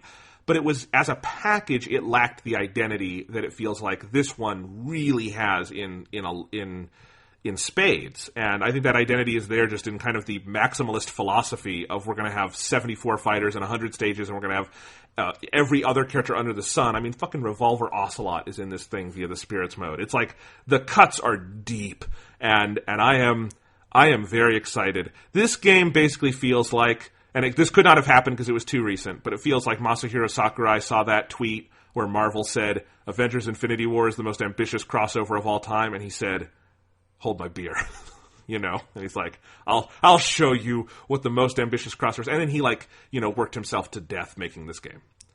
Yes. Yeah, there is a whole, like, conversation to have at some point about, like, how different the way that people talk about overworking in concept or context of Sakurai and Smash Brothers and the Rockstar stuff, because it's like, having that, like, juxtaposed so immediately was like, this feels kind of like, I got a little bit of whiplash. But Sakurai's doing it to himself. We all want him to rest. But it's exactly that meme. It's exactly that joke. It's like, but we're like over here having this conversation about, like, unionization and labor laws, because they all do it to themselves. Like, that's the point. Well, but Sakurai is the guy in charge. It's a little different than if you're hearing anonymously from. Fucking guarantee you the Housers are working 80 to 100 hour weeks on the crunch of Red Dead Redemption. They are the people in charge of that game. Like, they do it to themselves and trickle it down to everybody else. But my only point was that why the Red Dead 2 thing blew up is because, I mean, they bragged about it, but it wasn't that we had concern for the physical health of Dan Houser. It was because we had concern for all of his employees. Yeah, and we just, because of the way that labor works in Japan, we have absolutely no visibility into the work practices and the work ethic of Nintendo's internal studios. But if the guy at top is working so hard that it's been memeified that he should take a rest, maybe that should give you some sort of inkling of, maybe that trickles down there as well. I don't know. Maybe Japan. Persona 5 I've was talking known about some shit. And it hurts when I'm watching any anime or playing a video game, but, you know, it is what it is, unless it's Persona 5 and they're tackling it very head on. Yeah. It was just very strange to get all the jokes when I was like so in the like Rockstar Red Dead thing, and then seeing all those jokes on Twitter, especially since, you know, I was on the outside and wasn't even watching the direct at that point. Just like, what the fuck are people? This is weird. All right. Well, that's a good transition. Let's talk about Red Dead Redemption 2. Again, I doubt we're going to get into any spoiler territory this week because we are at such different points in the plot. Like, I have things I can say maybe in a general sense of whether I think things are good or bad, but I don't think that counts as a spoiler. So yeah, let's talk about Red Dead Redemption 2. As we talked about at the top of the show, Sean, it sounds like you and I are playing this game very differently. I'm on the last chapter. You are on the third chapter. You've been. I just moved my camp for the first time outside of the beginning of the game. I've done it so many times. So yes, you've just gotten to that third chapter, which really is kind of like the second chapter because the first is a prologue sort of thing. Yeah. So you're in the second main area of the game, and I will give you one even better, Jonathan. Yesterday was the day I unlocked the ability to manually paint targets on people in Deadeye. Oh I had been suffering through the terrible, it just automatically tags people in Deadeye thing forever, to the point where I just stopped using Deadeye, because it was like, why, I get that it was in the first game, and the first game worked that way. I don't know why they did it in the second game, because it's dumb. Just give you the good Deadeye immediately. Or let you choose at the beginning. For most people, you did get the good Deadeye immediately. It was just me and my very lackadaisical manner of playing this game that's it took me a long time to get to that fucking train robbery mission wherever you get it. Wow. Sort of randomly. So, Sean, I am so far ahead of you in some ways, but I'm on a parallel track. I can't say I'm ahead of you or behind you or whatever. We are playing the games very differently, and I'm just so fascinated. How are you playing Red Dead Redemption 2, and what are your thoughts this week? I love it. I think I love it more even than last time. And how I'm playing it is just, it is like a lot of what I described last time. Of I'm playing cowboy dress up, and I'm going around, and I'm just living in that world and kind of doing mundane things and getting wrapped up in random shit. I've also spent some time, just sort of experimenting, and I'm making saves and going and doing some rough shit that I know is I'm going to load the save because I don't want to lose all this money and honor and stuff, and just to find out what happens if I go and attack this town this way. And so there've probably been maybe 3 hours of progress of playtime in that game that has been sort of in this weird parallel universe where it's what if Arthur Morgan just totally snapped all of a sudden? Is I'm just going to find out how you rob banks, or find out how you do this shit, and you just did a Jonathan see what it's like. Through. Yes, I did the Jonathan for a little bit. It was just I'm just going to see how this feels, and then I'm going to go back to being a sane person playing this video game and not a sociopathic serial killer. But it is just, I just like the mood of the game so much. I like the tone and just the vibe of living in that world, and really, my big sort of key word last week was expression and expressivism, and being able to express myself through the character. And then another thing I've kind of sort of focused on is in conjunction with that is the embodiment I feel of Arthur Morgan. And it's it's a combination of me expressing what I want to express as the character in this sort of cowboy scenario, in this Western fantasy thing. But then it's also the character of Arthur Morgan expressing to me through my embodiment of him, of the things that he would do and would want to do. And so it's I will just go and eat food, and not because I actually need to for any real gameplay reason, but just when I'm making camp, I'm going to, cook up this rabbit with some nice herbs that I've gathered and just eat it because it's I want, Arthur Morgan needs to eat something. He doesn't literally, there's no gameplay, there's no Minecraft-esque hunger meter exactly. There's enough of it that forces you to sleep every once in a while or whatever to really reset all your cores, or you have to spend a lot of resources to keep that stuff up. But I'm just sort of living in that world through Arthur Morgan, and it is something where I just have not felt a huge pull and draw to have to do the story missions. I will do them, and I'm never making the explicit decision to avoid doing story missions. It's just I will end up being I will realize I spent the whole day tracking down this treasure and hunting these things, and just got up into random hijinks. And I never kind of got around to getting back to the camp and talking to John Marston or whatever, because that was one of the ones I was hung up for on a while, was just going and talking to John at the camp. I don't even remember what the fuck he wanted to do. It was it was the one that before you end up taking Jack fishing.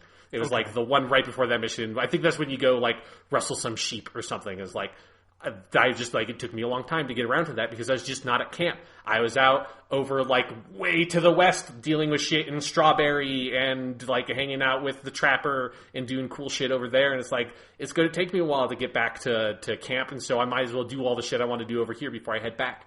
And that's just kind of how I've been playing, is having fun adventures, living my best cowboy life. So, like, what kind of things have you been doing? Because I guess this is a question for me is, I've done, random adventuring out in the field. You can't not do that kind of thing when you're playing a game like this, right? But, I don't know, like, a lot of the things you can go do, like, I have no desire to do the hunting. It's just too much for me. I like to go, like, I like rob people and stuff. Or, like, I'll take a stagecoach and go fence it. But, like, I don't know. Like, I'm not really into that stuff. The fishing I find kind of interesting, but never enough to, like, really devote the time to it. I find the stranger missions is something I want to talk about because I think that's where annoying Rockstar rears its ugly head in this game for me. And I avoid those like the fucking plague at this point. But I don't know. Like, what kind of things are you doing out in the world? I mean, it is like I will go out with like so one thing I've been doing is I've been focusing on the challenges more recently. So it's doing like the treasure stuff, hunting, where it's like, for me, hunting for a long time, I was like, not so into it. It's like, it's kind of fine. It wasn't until it kind of like really hit me of like, this is like the sort of play cycle of hunting in the game and making sure you have the right equipment and find like stalking the animal and trying to get the right shot and finding like the pristine deer or whatever I need and killing it with the right weapon to get the right pelt and that kind of stuff of where it's like hard to describe what I'm doing because it's like I'm not. I have like very mundane objectives of like, oh, I'm going to go over here because I'm pretty sure I know where this treasure map is leading me to, and that will be something that normally would take you like 10 minutes, maybe 5 minutes, depending on how far away you are. But it's something where on the way I get sidetracked by so much shit and just have like a bunch of random adventures. And one, like, it's just like I have like a bunch of like random stories of things I did. One of my favorites is when I was doing poker. And so I was and this is something where it's like, I haven't even been to any of the major cities really outside of that one anecdote I told last week about the Saint Denis thing. So it's like me playing poker I'm in that podunk little rundown fucking like train station where there's a mission where you go to find the Reverend there and you can play poker there. And I stumbled upon that again. I don't remember what else I was doing, but I was just there. I was like, I'm going to play some poker. I think it's because the guy who gives you the fucking collection, the collective, like, get all the cigarette cards is over there or something, which there's a bunch of dumb collectibles in this game that I don't really give a shit about, that I don't know why they're there. Like the dinosaur bones and the stone etchings, that it's just like, I have found almost none of that shit, and I don't know why that part is in the game. But I stopped because of that guy. I was like, might as well play some poker while I'm here. So I hitch up my horse, I go in, and I start playing poker, and I'm fucking cleaning up. And, it's only like, each guy has probably about $2 total, so cleaning up is not getting a tremendous profit. And I am kind of, I think, maybe broken the economy of the game a little bit because I'm maybe a bit too rich for what I'm at in the game, because I had $1,500 a little bit ago. That is early to have that much money, yes. Yeah, and I spent about $700 to $800 of those dollars on clothes and gun customization because I'm like, might as well. So I bought almost every shirt I think that you can buy. Well, the game, this is something you'll see. The game kind of breaks its own economy. You're going to come on it soon. The game comes to a point where it just gives you so much money through the campaign missions that, like, I've just had to go spend it on stuff because if I die out in the world, I lose a little bit of it. So I'm like, and I can't put it in a bank or anything. So, fuck it. I'm going to just go spend it on random shit. And yes, I have spent a lot of money on clothes. I did buy a $1,000 horse. It's a very nice horse. Nice. I've been naming all my horses after Dragon Ball villains. My first horse was Emperor Pilaf, which I think is a great racehorse name. It is. If I ever have enough money to buy a racehorse, Sean, he will be named Emperor Pilaf. But my $1,000 horse I named Ma Jr. Okay, good. Yes, after Piccolo's name in the World Tournament. Very good. That's a deep cut. Yes. Yeah. Yeah, so it was back to playing poker because I had my horse that I named Tennessee because it was the Tennessee Straddler or whatever the fuck that race of horses is called. And that was the first horse I got outside of the shit horse you initially start with, and I captured this Tennessee horse, and I was like, I'm just going to name you Tennessee, and you're my horse, and I love you, and you're beautiful. So I saddle up my horse, whatever, I hitch it up to the post, go playing poker, and just wiping the floor with these stinky old men that only have $2. And I had this was before I finished that one treasure quest where that's how I got $1,500 in one go, because they give you 3 gold bars, each worth $500. And so, but at this point, I probably had $600 or something. So making kind of a pittance, but this is how I unlocked the gambler, whatever challenges or something, which is to win a bunch of poker hands. And so the first level of that is to win a bunch of poker hands. So I'm just cleaning up, playing some poker, doing my business. In the middle of playing poker, I kind of hear there's some commotion outside, but I'm not really paying attention to it. It's like something's going on. And just playing poker, and eventually it's like, okay, I think I bet big on one hand and lost about $1, or big for this game was losing about $1, although I had net gained $6 or $7. I'm like, okay, I'm good. I'm not going to, lose all the money I made because I'm not that good at poker. And so I cleared out of the game, got up, was like, gentlemen, have a nice day. And I walked out the door and was immediately met with a horrifying scene of my horse, Tennessee, my beautiful Tennessee, dead. On the ground. What? Tennessee had been killed for circumstances I have no idea what the fuck happened. To this day, I do not know what happened to my Tennessee. But it was whatever that commotion was halfway through that was like, something's going on outside, but I'm sure it's not related to me at all. Like, is a train passing or something? Something happened then that killed my horse. And the game did not, this is not what happened in the game. Nothing in the game did supported this. But in my head, and part of it, I was just so upset by what just happened. In my head, I created this sort of scenario. Because part of what it was is when I walked out, I went through another room that had 3 guys in it that were just standing around chatting, and it looked really fucking shifty, and I just didn't like the look of those dudes. So after I went out of that room with those 3 random dudes, not the guys playing poker, but other dudes, and that's when I saw my horse, my headcanon of what happened was all those guys saw that I was cleaning up at this poker game, and they're like, fuck this guy, we're going to kill his fucking horse because he's taking all our money. They killed my horse, and that's no way what actually happened, but in my head, that's what happened.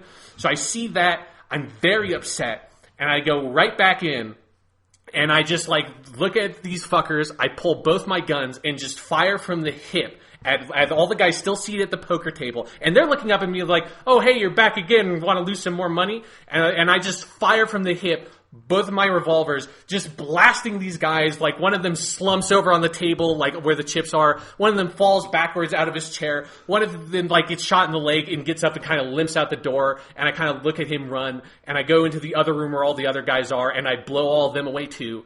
And then I walk out the door, see the one guy from the poker table that's still limping off to the distance, put one more bullet back in my revolver, aim, and just shoot him in the back of the head, and walk away. And it was and that's, to me, that's what Red Dead Redemption 2 is at its best, is I basically end up playing the great, first 10 minutes of an old Western movie. Yes. That's just this is how you get introduced to this character, is through this, strange scenario. It's John Wick in the Old West. They killed his horse. He killed them.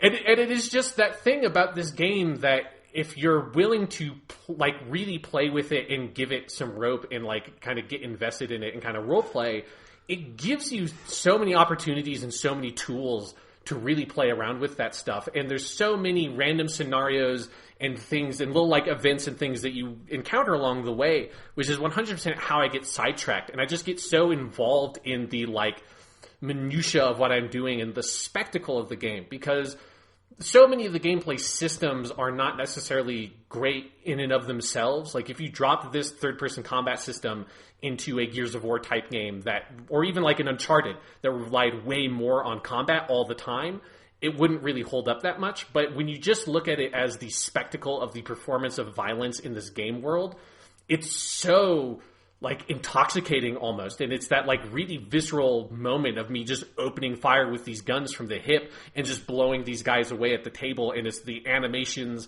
and the sound effects and everything that's going on, and the very deliberate reloading your gun or cocking each shot if you're firing with a rifle or with only one revolver, that theatricality of it I get so wrapped up in. And that's how I just end up spending a whole day playing this game, having random little things that happen like that out on the road that, I probably have one story like that every 2 or 3 hours I play the game. It's not a constant thing popping off all the time, but when it happens, it feels really special. I totally get all that. And this is actually a good point to transition into some of my experience with the game.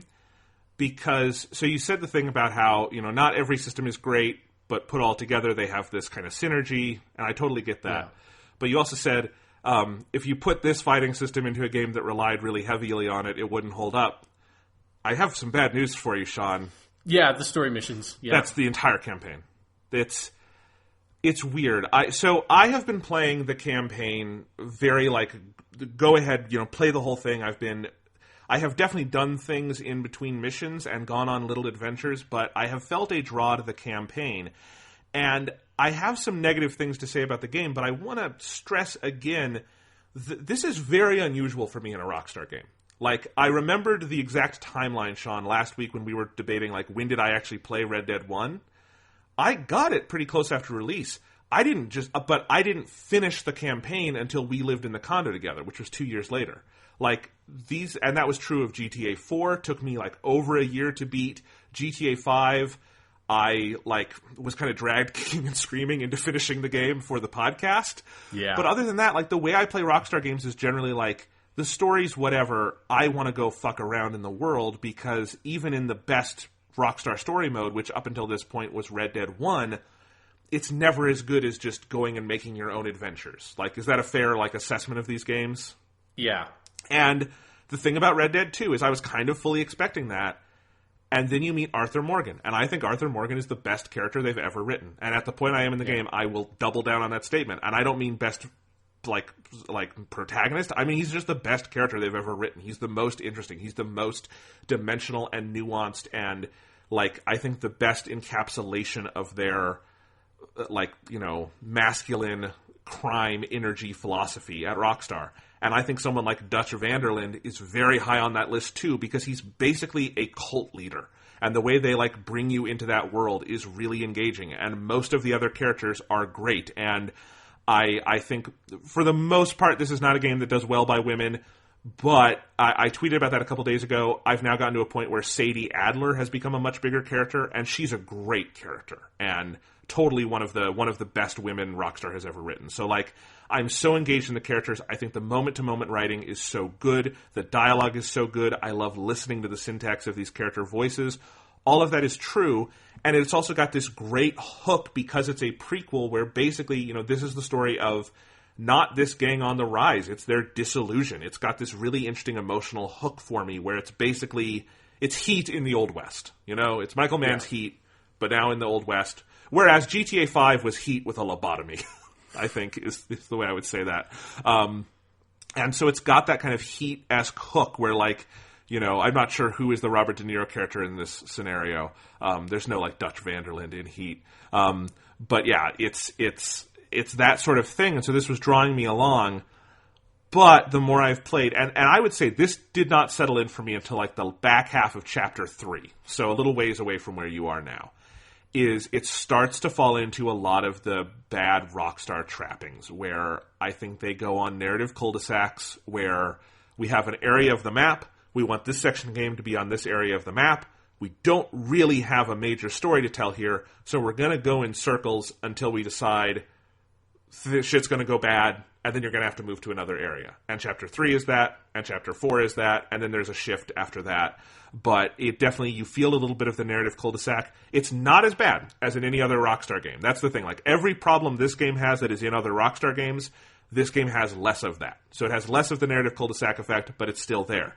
I think this game, as an open-world campaign, is very poorly paced, because the Rockstar pacing thing with open-world games is the most weird and outdated thing about it to me at this point, which is that, again, I have played 70 missions in this game.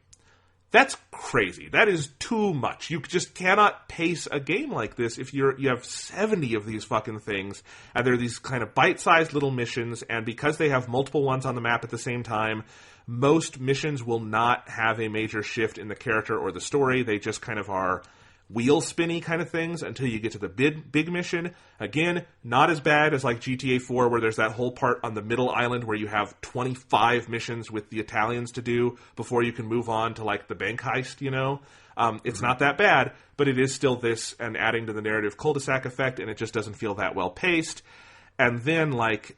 This disappoints me a lot. I think chapters 1 and 2 have really good mission variety in that I feel like I'm doing a lot of different things with the characters because they're introducing you to the world. And about halfway through chapter 3, and it has been that way ever since with the exception of 1 or 2 missions, every single mission is you ride on a horse somewhere and talk to people. You get to the place, you think you're going to do something, the thing goes wrong, you shoot endless hordes of enemies, and you shoot, and you shoot, and you shoot, and the shooting is not in-depth enough to support this, and the game is very, very easy. There's really no challenge to it, especially if you are using your Deadeye meter. And once you've killed enough people, you move on, and you ride away, and on your way back, there will be a couple stragglers, and you kill the stragglers, and then you get back to camp, or wherever you're going to leave off, and you go on your separate ways. And when it wants to escalate from that, it does... the Heat bank heist sequence where, oh my god, we're doing a robbery and it all went wrong. We have to kill so many people. But the thing that made that brilliant in Michael Mann's Heat is that it's the turning point in the movie. There's one sequence like that. There are a dozen of them in Red Dead 2. And by the time you get to the real turning point sequence, it's like, yeah, I've done this a million times. I've killed whole fucking armies at this point in this game. Why is this the breaking point? And that is a frustration for me because it feels like... And I wrote a thread on this today because I was just trying to work out my thoughts on this. There's such a focus on, I don't know if realism is the right word, but verisimilitude might be the right word, of like really making you feel like this world is a layered, dense, nuanced thing that you exist in, and you have to eat food and survive, and you talk to people, and it's all those like Shenmue elements that we talked about, right? All those survivalist elements. But then you go into the missions, and it's Arthur Morgan kills 50 people in an afternoon. And there's just literally no way to reconcile that with anything the game is doing. There's no way to reconcile it with the much more sober storytelling style of this game where, like, you know, Arthur will be thinking about morality and then he'll kill 50 cops in Saint Denis. And it's like, that does not bother me in GTA 4 or Red Dead 1 because those games aren't thinking about that in that way. But this game is constantly asking you to think about the verisimilitude of this world, and then you go kill thousands of people in the game. It's the Uncharted 2 effect, except Uncharted 2, you know, again, does not ask you to think about that. It does not have Nathan Drake sit down and be like, what's the morality of murder? You know, like, whereas this game is thinking about those things. And it feels like the combat to me in this game is one of the bigger missed opportunities I've ever seen in a video game, because it is so easy for me to imagine a version of Red Dead 2 that adopted a more like Last of Us style survivalist kind of combat where you felt like a person in this world and the people you were killing were people and there were stakes and weight. And it's not. It's the exact same style of combat design that they have been doing since Grand Theft Auto 4. The combat is better now, it is tighter now, it plays better now, but the way they put cover in the world, the number of enemies they throw at you, it has not evolved alongside the storytelling and the world systems and all of that. And I think when you combine that with a open world pace that has not evolved substantially enough for me since 2008 for them, and you know, there are games like Witcher 3 and Breath of the Wild and all these other great open world recent games rattling around in my head that just have nailed some of this shit down. It's just, where this game is good, it is so good. And I feel like there are all these gameplay elements that are just not maximizing that. And the mission design is just such a letdown consistently for me in this game. It shows such a lack of imagination and creativity. And I find myself both deeply invested in this story and deeply invested in what I am, and deeply frustrated with what I am playing.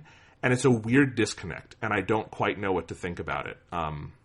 So those are kind of my thoughts at this point. Yeah, like, honestly, because you said that happens, like, the back half of Chapter 3. That happens Chapter 2, like, okay, immediately. That is basically, like, it's not literally every single mission. It's because it's usually, like, you have a couple of missions that are very short missions that set up for the mission that is, you shoot 50 people or whatever, and do the sort of formula you described, which is basically how every Rockstar game has been since at least San Andreas, with like a couple of obviously like exceptions where they do a couple of missions or a little stretch here that's a little bit more experimental.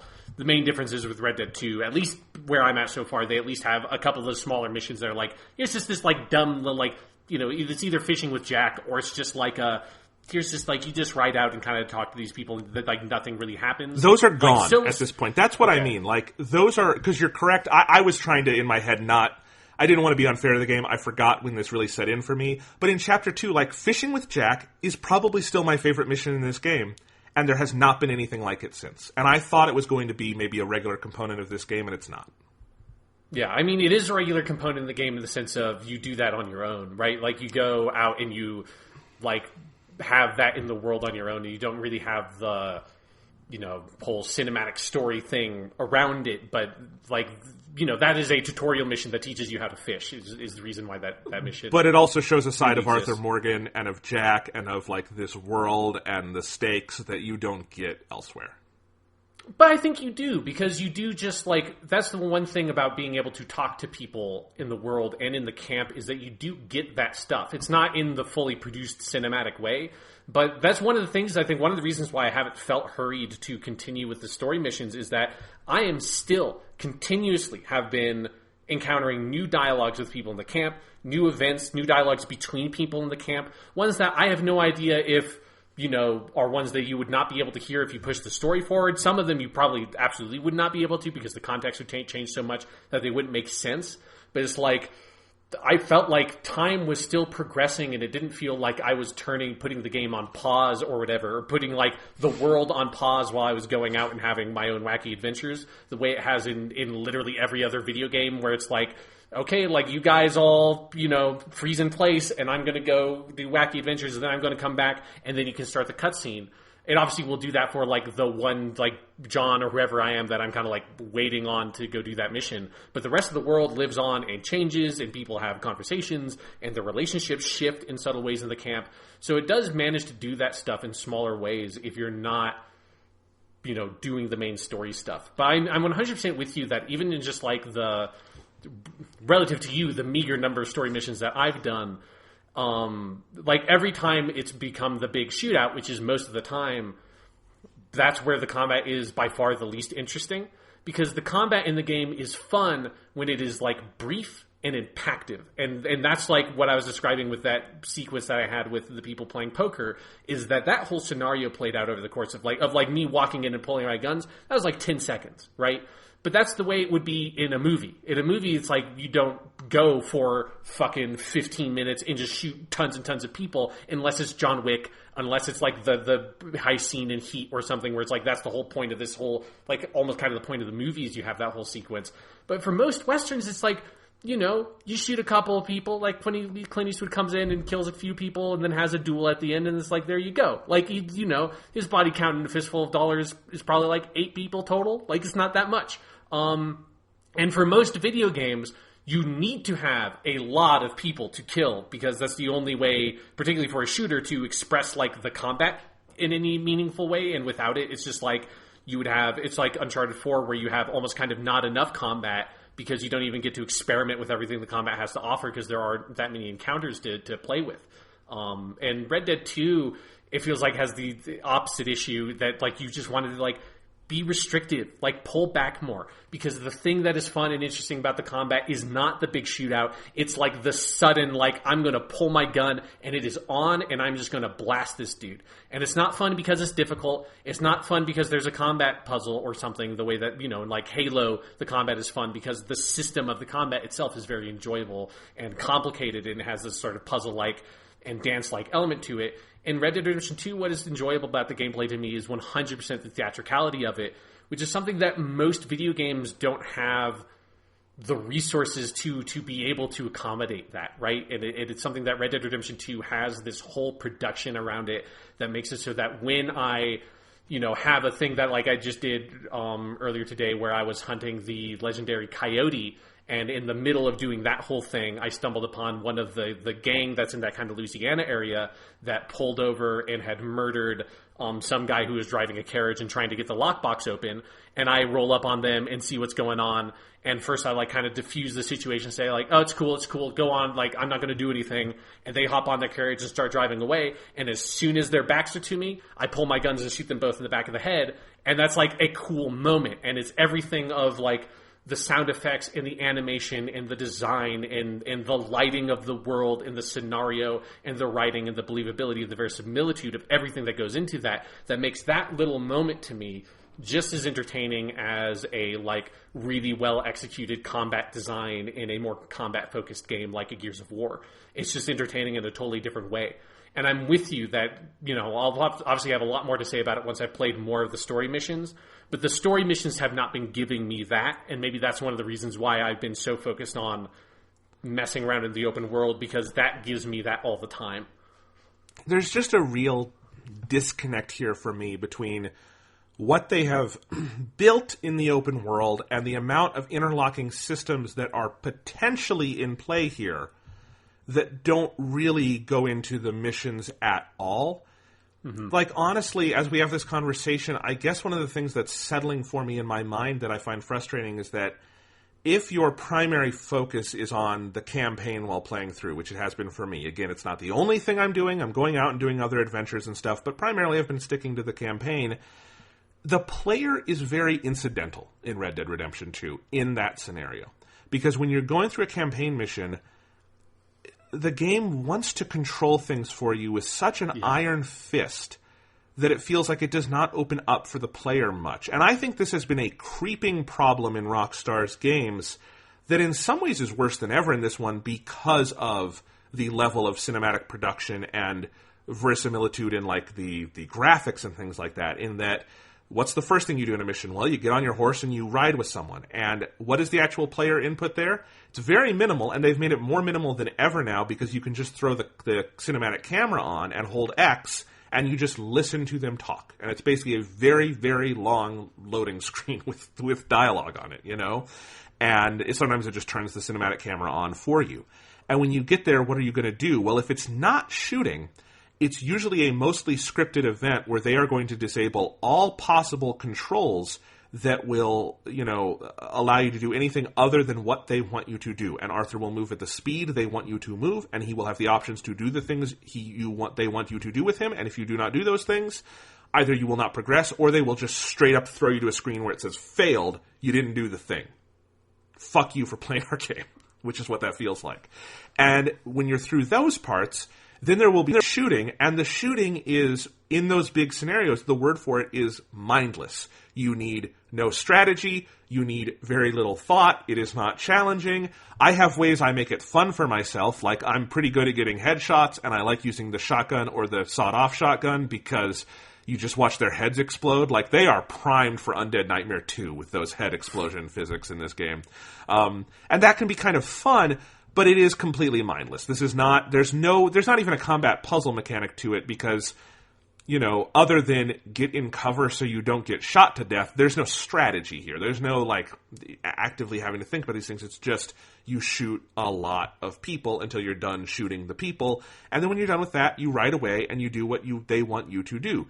And that seems like such a weirdly divergent design choice from the rest of the game and the open world stuff, and where you really can, as a player, express yourself through the world. And I have found little ways to express myself through the campaign, like how I choose to grow Arthur's facial hair and what clothes I have him wear, and you can really fit that to the story, which is great, and I love that element of it, and you can do some role play, but it just feels like, I think Red Dead 2 feels like it is Rockstar being pulled in two directions, and one direction is a real serious overhaul of the foundation of their video game design. And they have not done that overhaul here. But it feels like they could. It feels like they want to in some ways. It feels like there are places where they're trying it. But ultimately, it is we are still in GTA 4 land. That is still the fundamental design aesthetic of Rockstar games. And it has not changed for over 10 years.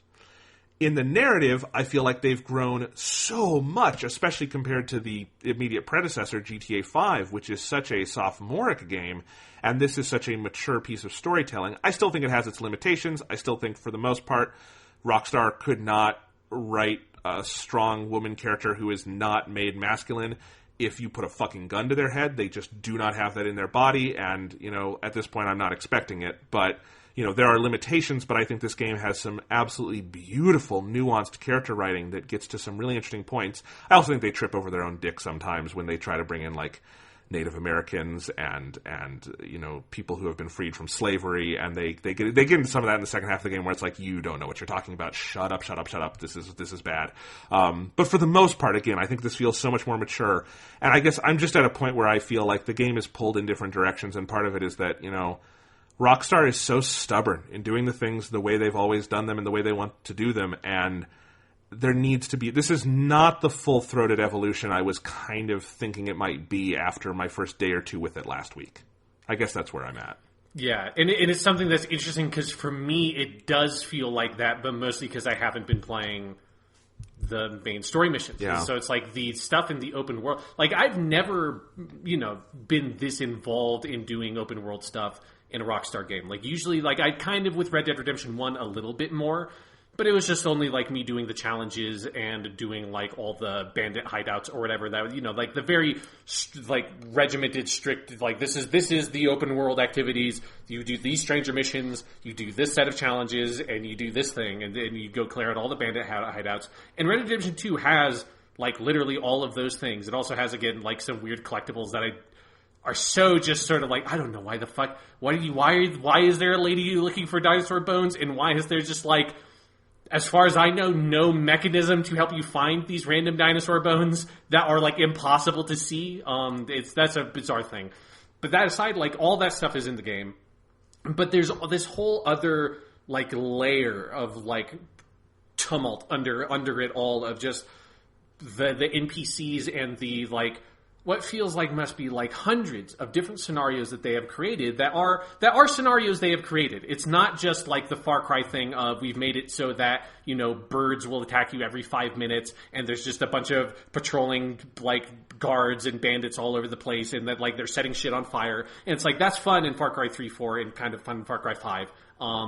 And that's sort of like that open world just nonsense that happens. It's not that. It's designed scenarios with, like, individual NPCs that have unique dialogue, that have, like, a specific thing going on that you just almost never really encounter duplicates of. And it's like that layer of it, to me, has so changed the way that I interact with the world and is the main reason why I've kind of not really done any of the story missions past a certain point, is because it's just like I'm so lost in that. And I'm very curious to see how I'll take the story stuff once I get deeper into it. I like entirely foresee a possibility that this is going to end up being like a Skyrim to me, where because the other games that I've gotten this involved in the open world stuff, I have never actually finished. Like I've never done the main story stuff because I just get so wrapped up in my own thing that it just becomes kind of almost impossible to keep on playing the game past a certain point. So that's a possibility here. I have no idea. But and yeah, like I am so of multiple minds on this because I also need to see how the game is going to wrap up. It's not that the story ever gets bad. I love the story in this game. I think, again, seeing where it wraps up and stuff. I think it's definitely too long. It's much too long a game. It's fat around the middle as every Rockstar game is. Again, not as fat around the middle as GTA 4, Red Dead 1, and GTA 5, but it is still bloated. But I'm also like at the point where I am now. I feel like if this were condensed and focused, this is such an impactful story they're telling. I'm not sure it does go hand in hand with an open world. There's a part of me that thinks the best version of this campaign is a linear campaign that does not have an open world component. And that does not mean I don't want the open world of Red Dead 2 to exist. I'm just saying, like, for the story they've chosen to tell, it feels like the kind of thing Naughty Dog would tell really well. And it feels like Rockstar is kind of trying to do that, but tacked on to something that is an evolution of their open world design, and I just don't know if the two mesh. And I'm still working out my thoughts on this, but it's one of the ways I'm kind of conceiving of this at this point. Yeah. One thing I'm very curious about is to see how like Red Dead Online will function and if that will have any of that NPC stuff. And I mean, I'm sure it will have NPCs in it, but because there are in GTA Online. But I'm curious to see if like the events in the world and that layer will exist in Red Dead Online, because that would be really interesting to me to try to like merge some of that together a little bit. Because one thing I am like sitting here and thinking is like, I kind of wish there was just like a hardcore mode for Red Dead Redemption 2. I think I said this last week also, that just like really turned some of those knobs a little bit harsher, made it so it's like you really needed to eat, like you really needed to sleep, like, and make that like experience of living in the world more a like in your face gameplay element, and just kind of rip the story missions out of there. And maybe you still had the camp and some stuff related to the camp and the people in the camp, because I like all of that. But to basically make a mode that more directly, you know, encouraged or like demanded the way that I'm playing the game. And I think that would be, you know, a really cool, obviously like probably a lot of game design you'd have to do to get that to actually function and be something that people would want to do. But it's something that like that I would love to see them do, because they have the resources, and it feels like, you know, open world games have been at this point for a while of like this interesting crossroads of so many different directions they can go in. And I think one thing we're identifying is that Rockstar kind of wants to go in two different directions at the same time. You've been playing in one of those directions, and I've been playing in the other direction, and it's like what you've been saying. It does kind of feel incompatible, because it feels hard for me to play the game the way I want to play and also play the story missions at the same time, because the story missions are too involved. I have to go way out of my way to do them. I like having them kind of there as this pressure to know that there's another thing I can do that kind of pushes things forward to another level. But other than that, like, I don't feel drawn to them in any strong way. And it creates decisions like, like fast travel, for instance. The fact that there is no built-in fast travel from, like, your map or something. Like, you can do it if you upgrade your base enough back at your camp, but you cannot fast travel while out in the world unless you go, like, buy a train ticket, but even then that's a whole involved thing, right? Yeah, I've never bought a train ticket. Okay.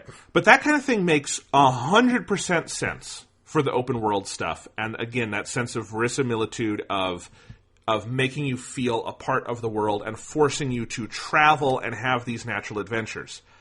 If you are going through and playing the campaign, it can get really fucking frustrating when there is like enough stuff that you want to go do, and it's just the sheer distances you have to travel to do it and the speed at which you are allowed to do it, because everything moves so slowly as a base speed in this game. And there's just things like that where I just feel this push and pull of like, this decision makes sense over here, and I'm not sure it makes sense over here. So I don't know. I'm not sure where my thoughts are settling on this game, except I do want to stress how much I like Arthur Morgan, how much I like this story on the whole, even though I think it has some problems, and as I said, I think it trips over its own dick in a few places. We will talk about how this game views its characters in relation to Native Americans. Ooh, boy, it's not good. But like, you know, I still like all of that so much, and I guess I wish the game around it worked to those strengths better. And I think it could do that and play to the open world strengths, but I'm just not sure. You know, there's so many, like, if you're just playing through the main campaign stuff, you kind of can just ignore most of the survival mechanics going on in the game. And I feel like that's also a problem, because I think you could make a version of this game where the campaign missions employ all of that so much more. Like, you know, a good comparison is Breath of the Wild, which is a simpler version of all of this, but the result of that is that you don't get to skip interacting with a lot of the things in that game. You learn all the interlocking systems, and you work with them, and it all works in tandem, and it's a very tight design. Whereas this is broad enough, and because it does not have that kind of hardcore element as you're talking about, like, you can just sort of ignore a lot of what is in this game. Like, I forget things like hunting and fishing are in it, and I wonder if there are other ways they could play on all of that. It's a very big behemoth of a game, and it's kind of unwieldy, and it's fascinating. It's definitely fascinating to play. I'm just not sure what it is at this point. Like, one of the things that is interesting about me to, like, this is like, will be probably a much bigger conversation to have once we're both done with the game, because I think it's a very interesting comparison between this and Breath of the Wild. But, you know, like, I did not like Breath of the Wild that much. And part of the reason is I think that it was so narrow in its design in so many ways. Like, in some ways, its design was very big and allowed you, like, all these different physics elements to play with each other. but I never found the like window into like that expressiveness in that game that it felt like a lot of people found. And for me, like Red Dead Redemption 2, while it does not funnel you to this playstyle, it accommodates the playstyle that I want from it, which Breath of the Wild just didn't really at any point. And that's something that's like interesting to me about this game. That like if I like trying to play Breath of the Wild the way that I would want to play it and like make it the game more for me, it just didn't really support it in any way because it more kind of wanted you to do things in a sort of a more specific way, and it didn't support this wide range of different things that are like mostly useless in Red Dead Redemption 2, but are there. And that's, but I think it feels like two different design philosophies. I get that, but it also leads to inevitable downsides where, like, again, the controls in this game are fucking garbage. I will go to my grave saying that, because if I have to stand over the fucking bed and go triangle, no, don't open the drawer, no, R1, go to, no, god damn it, let me fucking sleep. And it's like that is constant in this game where like one button does so many commands, and trying to do the basic interactions with the game sometimes can be maddening. Like I remember earlier, I had slept at a saloon, and I was coming out of the saloon, and I just wanted to get on my horse, and I wanted to get on my horse and go buy some hair tonic because I'm trying to get my beard to grow, which is very hard past level 7. I don't know if you've hit that, Sean, but... I've clean shaven. Oh, okay. Arthur Morgan does not grow this fucking beard. Oh, no, to me, Arthur Morgan with clean shaven is weird. He has to have a fucking grizzly man beard, to me. You need to shave the beard so you can see the beard grow. The beard is meaningless if there's no 0 point. Oh, you have not seen Hobo Arthur, at my point in the story. I have. I saw that tweet you made. I love Hobo Arthur. He's my... But I have gone through other points. I had him do a Walter White look for a while where he was completely bald with a goatee, and it was great. He looked... If they did a movie adaptation of this, it would be Bryan Cranston. But anyway, trying to get my hair to grow, and I go out to get on... So I wanted to go buy some hair tonic. I was in Rhodes, and the general store is far enough that I was going to ride my horse over there. So I'm going to get on my horse. I pressed triangle to get on my horse. There was a guy standing by my horse, and for some reason, pressing the triangle command, knocked him to the floor and started choking him. And I got wanted, and now I can't do anything in Rhodes, and I have to run the fuck away, and I can't come back for a while. And, like, it's constantly doing things like that to me where just unexpected things happen. I can't quite do what I want to do. We'll walk around, and like, if you try to, get your horse off-road at all, it's just going to run into shit, and it's going to constantly collapse over stuff.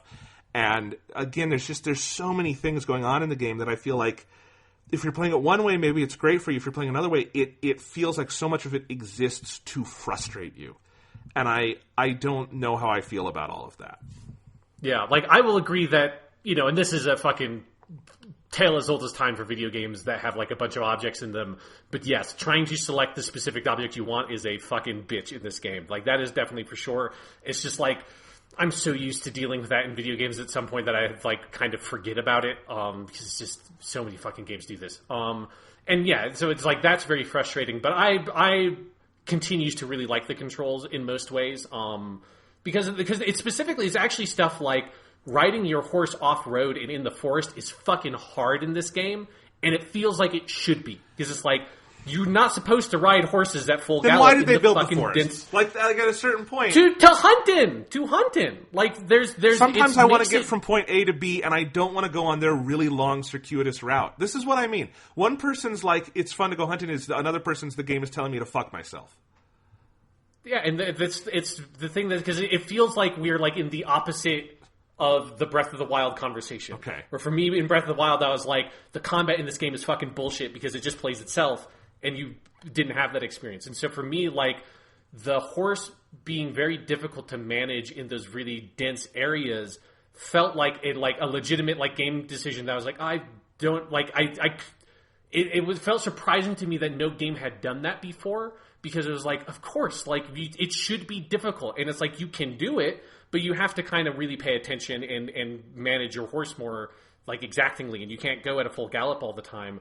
And it makes it so that, like, horse races through the woods or, like, trying to hunt in the woods is a, like, materially different experience than it is in the open plains. And it makes, like, those denser areas and, like, really rocky areas or really wooded areas feel very different, and you have to take the terrain into account, which is something that I'm sure, like, if you're like in mainlining story mission stuff might be frustrating, get in the way.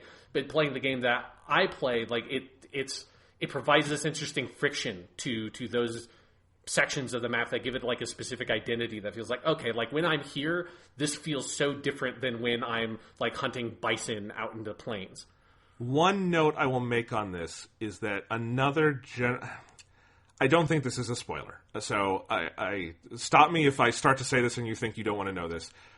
Where the majority of the game takes place, as at the point I am, which is very deep into the narrative, is not on open plains. It is not in the West. It is not in those areas. It is in Lemoyne, and it is in Saint Denis, and it is in, like, still to this point, you're so much on the eastern side of the map. It's all trees, and it's all swamps, and it's none of those, like, more western kind of areas. You have to go to those on your own. The story doesn't take you there.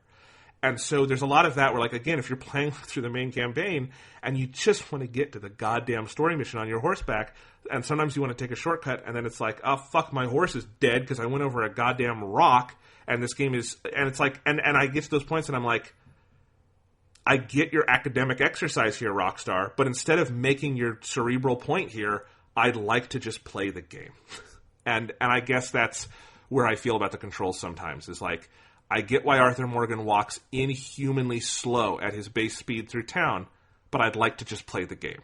And I guess that's where I come down on a lot of it in some of these ways. And it is that, like, you know, bullshit thing, but for me it's like, that is the game. Like, the game is made by him moving slowly, and it taking a long time to go places is why I get sidetracked. If I could just speed across that world as, like, you know, super, super fucking quickly, I would have played a bunch more story missions, and I would be mainlining that story. But I would never have had that experience of, you know, being in that poker match and having that whole weird thing. I would never have found the woman off the side of the road that I stole her fucking shotgun and all this shit. I get it. And this is a really interesting conversation to me. And I guess it just comes back to, like, what is the game? What is Red Dead Redemption 2? Is it the plot and story that they spent, you know, hundreds of millions of dollars, well, I guess hundreds of millions would go into all of this, but, like, you know, that they wrote and directed and they're all meticulous about, or is it all the stuff you're talking about? Where do they overlap? Where don't they overlap? Is it possible for, like, I'd be very curious if you come out of this if you actually do finish the whole story, because I know what you mean about, like you have not finished, like, Skyrim, for instance, right? Yeah. Like, if you do that, and if you still love it the way you do now, that would mean you were able to reconcile all these things in a way I haven't been able to. And I'm curious if that's even possible, and if it isn't, does that say something bad about the game? Does that say something good about the game? Does that say something good about the way you played it, but not the way I played it, which feels like more of the default way? I don't know. It's a very confusing set of questions. It's the thing that's a bitch about talking about video games, particularly video games that are as broad and have as many possibilities as this, is that, like, it's not like watching a movie or reading a book where everybody has, you know, broadly speaking, the same experience. Like, the movie does not transform physically, whether if you watched it or I watched it, whereas the game is, like, actually different when I played it. Like, the data on the game is different in my game than your game, right? Right. So it is... This is just stark, is what I mean. It's more stark than most games, but, you know, it's, you know, again, it's kind of like with Breath of the Wild. We had, like, polar opposite experiences playing that game, like, partially from our approaches, partially from, like, what we enjoy, what we were expecting, like, what we wanted to find, that kind of stuff.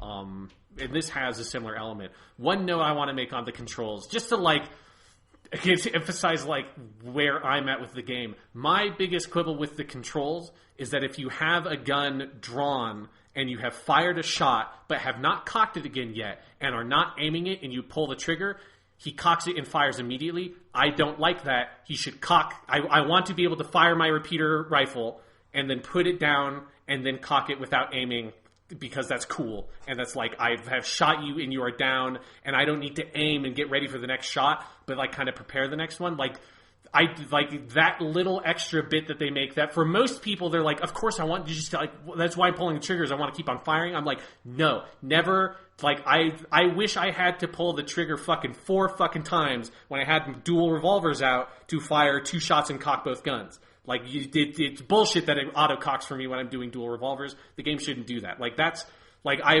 want the game to lean more into that side of things, which is probably not what most people want, is how I feel. Probably not. Considering I am still confused by the entire cocking system, because sometimes, like... Oh, it's so good. It makes no sense to me in large shootouts where sometimes I will fire, and it will fire, and then I am able to cock it, and then fire again, and sometimes I will fire... and he will just do 2 shots, and I pulled the trigger once, and I'm not sure what's happening, and it's all over the place, and, I mean, it's a lot. The controls are so inconsistent, and they never do the exact same thing twice, and it's very unpredictable, and again, it's like it gives control to the player in some places, and then in mission design, it often just takes it away from the player, so I don't know. This is a weird game. Anything else to say about Red Dead 2 before we move on to Doctor Who? I like it. I'm looking forward to seeing what Chapter 3 has to offer, because when I say I got to Chapter 3, I mean I literally got to Chapter 3, shaved my beard, put on some different clothes, and saved the game of life. Nice. I put it down because I needed to watch Doctor Who. All right, so let's talk about this week's Doctor Who, the what was it? The Suranaga Conundrum. Surunga? Yes. No, I think you wrote it down on the outline. It's the Surunga Conundrum. It's Suranaga, but they said it's Surunga.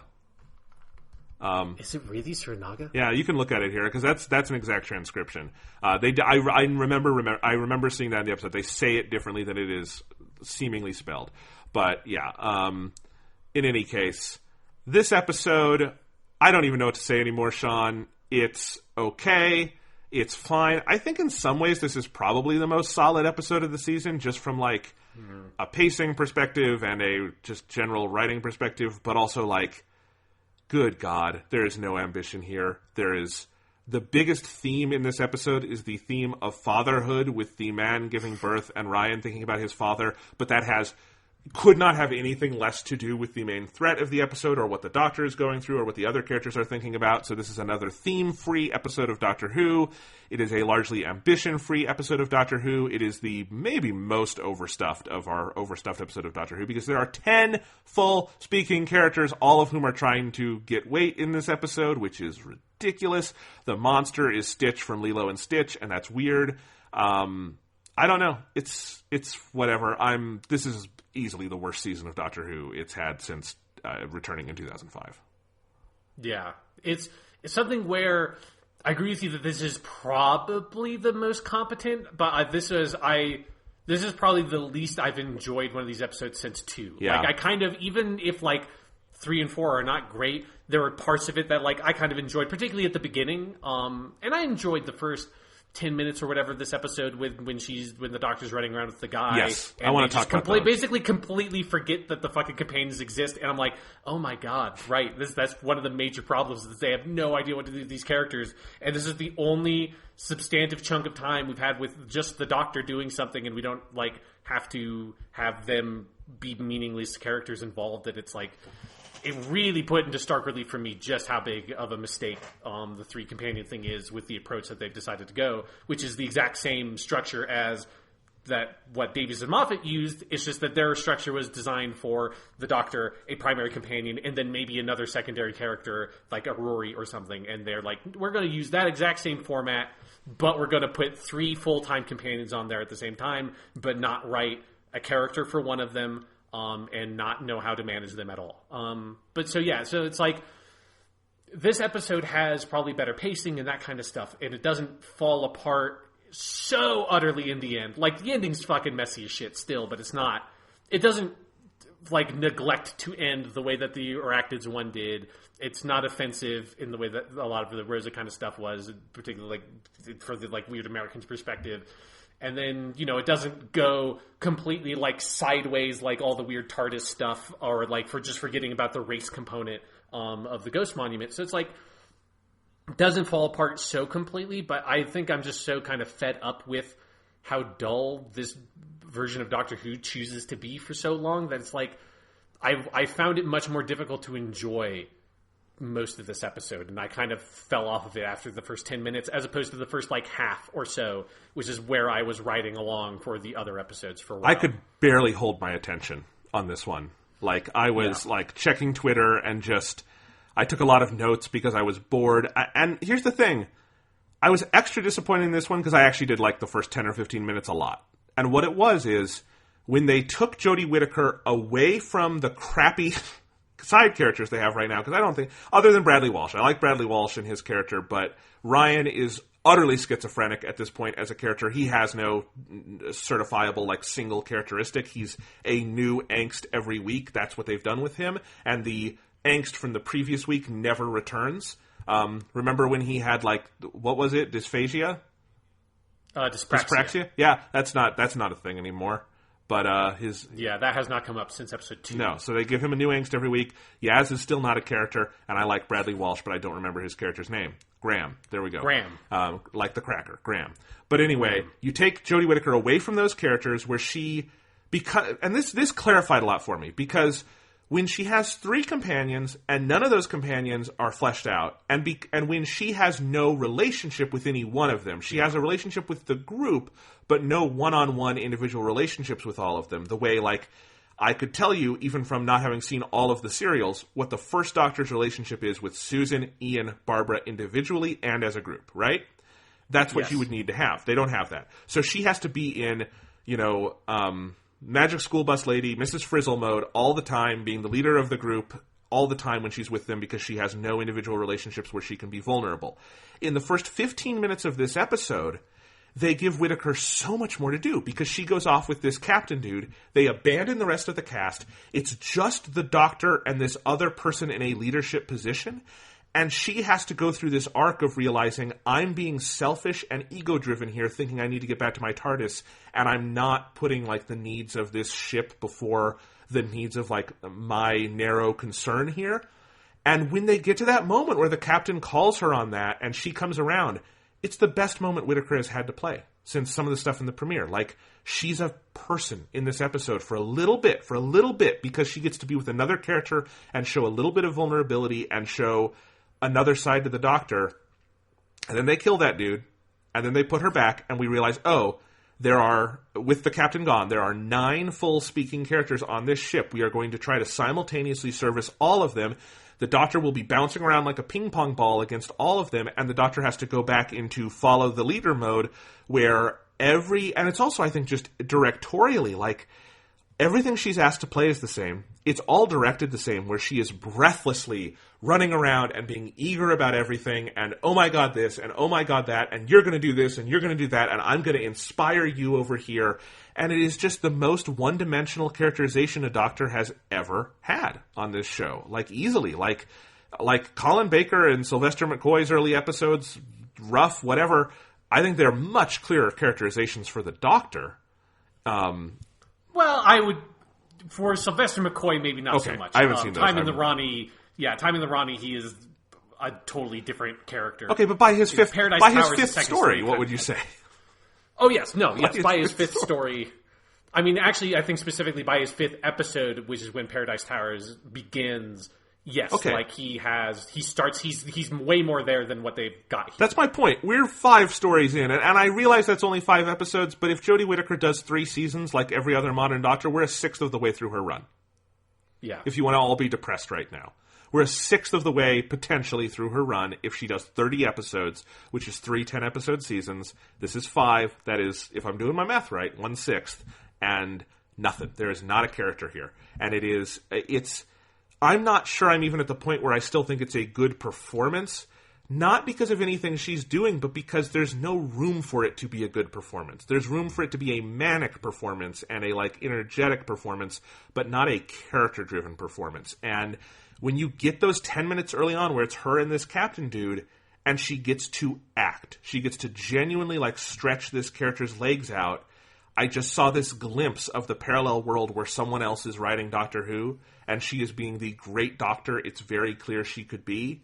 And then you get back to just the manic, running around mode, and there's nothing. And you have all these characters, because it's a 50-minute episode and you have 10 fucking characters, not a goddamn one of them can be properly serviced. The one who comes across strongest is probably the pregnant dude, and there's some nice writing there, I guess. But also, again, like, if that's the core of your episode, why is this not an episode in some way about fatherhood?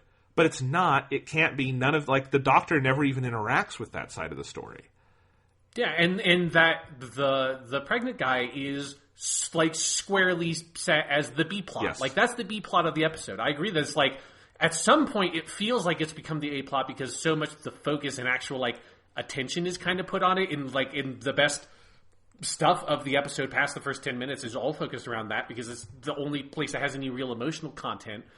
Because I think most of the emotional stuff around the captain lady and her android and her brother is just like, I don't know what's going on in half that shit. I can, like, a guy is pregnant and giving birth, like, that's weird and goofy, and I understand this, the emotional stakes involved, and at least Ryan has some sort of thing related to this. There's, like, something there. Oh, with the, like, the general lady, the brother, and the android, at the point where, like, she's dying and they're, like, really in close and he says, oh, there's so much I wanted to tell you, I thought, like, oh, I must have misheard. That's not her brother, that's her lover.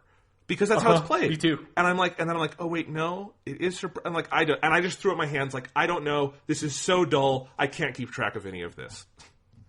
I just had this realization: did they even show that lady die, or did they just cut they back? Died, and she she's died off already screen. Dead? Yeah. Fucking shit. Okay, that's something to come back to. Is like this. Like while this one doesn't have like the same kinds of editing issues that the other episodes had that we talked about, this has some fucking weird shit in it that like really confused me.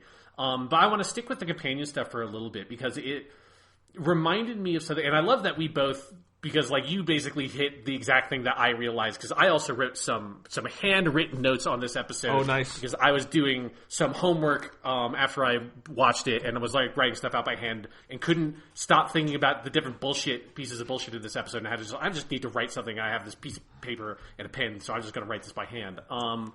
And we both hit on the same thing of like, this episode put into such stark relief that the major issue here for me is the companions and them not building the relationship with the companions properly. It reminded me of a line that Stephen Moffat had in one of the last interviews he did on the Doctor Who YouTube channel. You can go and find, they did like basically 3 long videos, each about 30 minutes long, where the woman who was sort of in charge of the Doctor Who YouTube stuff, then I don't know if she's still there or not. I don't think she is, and it makes me sad because she was so cool. I loved the fan show. Yeah, she was great. I loved her. She was really good at interviewing Moffat and asked some really interesting questions. And one of the answers he gave in response to a question about like some fans who don't like the Clara stuff felt that Clara was too important a character in the show and too important a character to the Doctor, and like gave examples of like her going back and listen. And the one that I really agree with is the fucking stupid shit at the beginning of Name of the Doctor where she like leads the first Doctor to her TARDIS. Like that's a dumb one. But Moffat's answer to that was really well considered and like highlights for me one of the major problems with this one is he said, well, of course I made her the most important person to the Doctor at that point in time because what is the story if she's not? What is the story of the Doctor hanging out with this lady that like he kind of likes? It's like, of course he like, and he's like, that's what they did with Rose. Like that's the thing that Davies hit on is like, you need to make the companion really important. Like, I think we both know that, you know, in season 2, like, the stuff with Rose got, like, really kind of misaligned.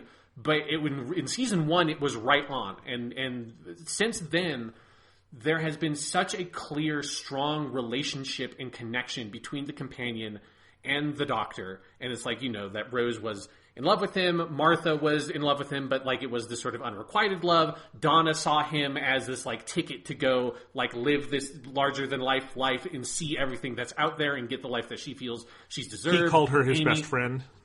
Yeah. Yes, exactly. Like, and Amy saw the Doctor as her childhood friend, like who came back and like her imaginary friend all grown up. That could again like show her the wonders of the universe. Clara took a little bit for Clara because of the weird season 7 stuff, but you know, Clara both sees him as this like incredible companion and powerful friend, but also kind of like Donna, this gateway into this much larger world that she can't leave behind. And then Bill sees him as a teacher. Yeah. And like all of those are really powerful, strong relationships, and the Doctor reciprocates them most of the time and sees them, you know, as equals and someone that he really cares for and nurtures, and they have this powerful mutual trust, companionship relationship. In this season of Doctor Who, we have 3 companions. None of them have any sort of relationship with the Doctor at all. I don't know what Graham sees the Doctor as. I don't know what Ryan sees the Doctor as. I certainly do not know what Yaz sees anything as, because at this point, another thing this episode made clear is that Yaz is the one that got saddled with the companion role of asking all the dumb questions, because all she does in this whole episode is someone will say a thing and she'll be like, oh, what, antimatter? I heard about that, what's that? And it's like all she does. All she does is ask fucking questions to explain shit. She has no motivations, no character, and none of them have any relationship with the Doctor at all, which means when you have this scenario where you have a really clear, like, A plot and B plot that almost never intersect past the first act of the episode, the A plot being the Pating I have written here, the Tasmanian Devil, the Gremlin, it's Stitch from Lilo and Stitch, almost to Stitch. It's whichever flavor you want. It's that thing. That's the A plot, or should be. It's the plot you're introduced with. It's the plot that kills that dude, sets everything off. But then you have this B plot with the alien guy who's pregnant, and those two things are so separate that at points it felt like they were like from two different shows that happened to be shot on the same fucking set, because they had nothing to do with each other, and the Doctor wasn't even a part of it. And it was like, this is like Ryan and Graham have a TV show over here. The Doctor has found some random lady named Yaz that's going to ask her a bunch of questions so she can explain shit, and never the twain shall meet. And it felt like this bizarre scenario of like, why are you even telling this story? Why is this even a story to tell? It's like violating maybe the first lesson I've taught in any creative writing class, which is, when do you start the story? And it's like, it feels like we should have started this story 5 years from now when these people are friends at some point and have a relationship with each other, because right now they don't. Mm-hmm. And that's not a fucking TV show. I don't know what that is. And again, like, and you know, you went through all the like modern Doctor Who companions, but we could go all day doing this on classic Who companions, which it would be too long. There are bad ones, obviously. You know, like Perry is a pretty obvious example of like, what's the relationship, right? Although there are points where Perry is very well used, like Caves of Androzani. But like, you know, someone in my mentions, because I've had a lot of conversations about Doctor Who on Twitter lately, and one of them was someone mentioning like Arachnids in the UK, and they were like, God, episodes like The Green Death and Planet of the Spiders are so much better than this. And I said, I don't even know how you mention those in the same breath, because The Green Death is an all-timer, and Planet of the Spiders is a really good regeneration story. And it made me think of the end of The Green Death and the Third Doctor going away from Jo. And I'm like, and I know this is an unfair comparison because that's one of the best companion exits, but how far are we from that? Like, I would feel no emotion, and I don't think the Doctor would either, if in the next episode it began with her pulling a lever on the TARDIS and a trapdoor opened and Graham, Ryan, and Yaz got sucked out into the blackness of space and died. And she'd be like, huh, that was weird. Let's go find some better friends. Like, there'd just be nothing. There's no relationship. And whereas, you know, the best Doctor Who, and not even, you don't even have to go to the best, the middling Doctor companion relationships, like let's go Ten and Martha or something like that, you know? Or, I don't know, what's another good, like, middling one from maybe classic Who? Fuck, I'm trying to think of, I mean, any Fifth Doctor, let's go with Turlough. Wait, no, we didn't do a Turlough episode. Let's go with Tegan. Yeah, so Fifth Doctor and Tegan, you know, maybe not the best Doctor, maybe not the best companion, but it's like, when they're on screen together, you get a sense of the chemistry, how they go around the world together. Same with, like, Martha and Ten. Like, at least Tegan has this, like, characterization of she is the wet blanket that doesn't want to be here and is, like, dragging every adventure down. It's a bad relationship, and that is not, like, a great character setup for a character in Doctor Who, but it is a fucking character relationship that is, like, defined and the actors play with it. And you can run story drama through it, right? That's important. Yes.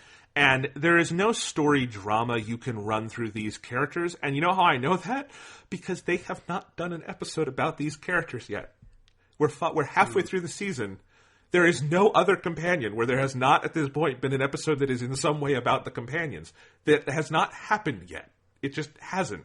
And, like, we even had the episode with Yaz's fucking family, and somehow it's not about that. No. It still blows my mind. And it's like, so they are so incidental because every week we come in with a 4-person ensemble, which, you know, not necessarily big for, like, I don't know, a crime procedural or something, but for Doctor Who, that's a kind of anthology-esque sort of show that is very episodic and goes to different places each week. That's a big cast. And on top of that big cast, Chris Chibnall has layered a giant supporting cast pretty much every week. I guess you would say the Ghost Monument was a smaller supporting cast, but it's still 2 more people.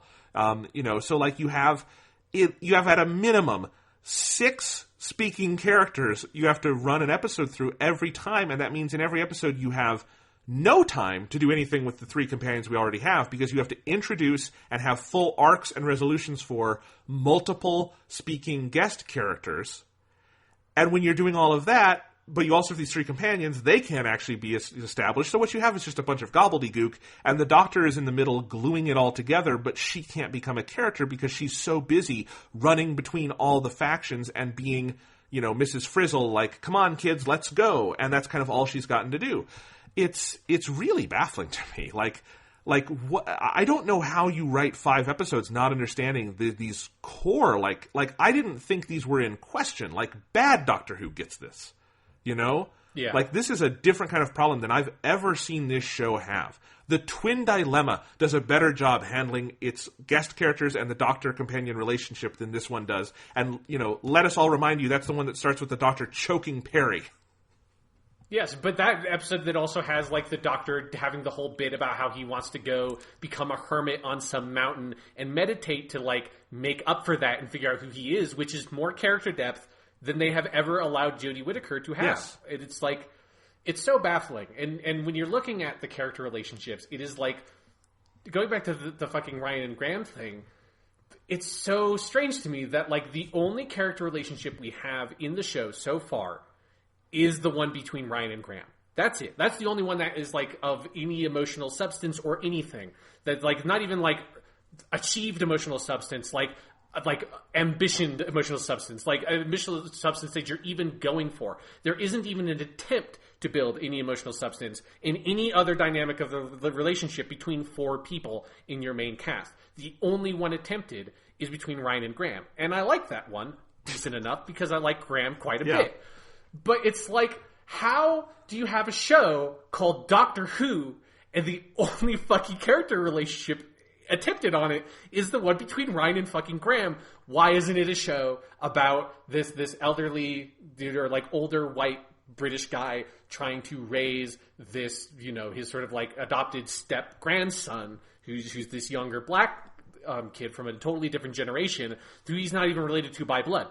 That sounds like a pretty good character drama show, movie, whatever. I would fucking watch that if it was done well and it was these actors. They'd do a good job. That's not what this fucking show is, though, and there's no room to actually do that relationship justice, and that relationship has nothing to do with going into space. It has nothing to do with the Doctor as a character. It has nothing to do with anything that Doctor Who is about, other than, they make the, brief refrain at the end of the last episode of Bradley Walsh being oh, I want to, run away, and, I can't just sit in that house with my grief. Really well-delivered little line he had, but is, not touched on in this.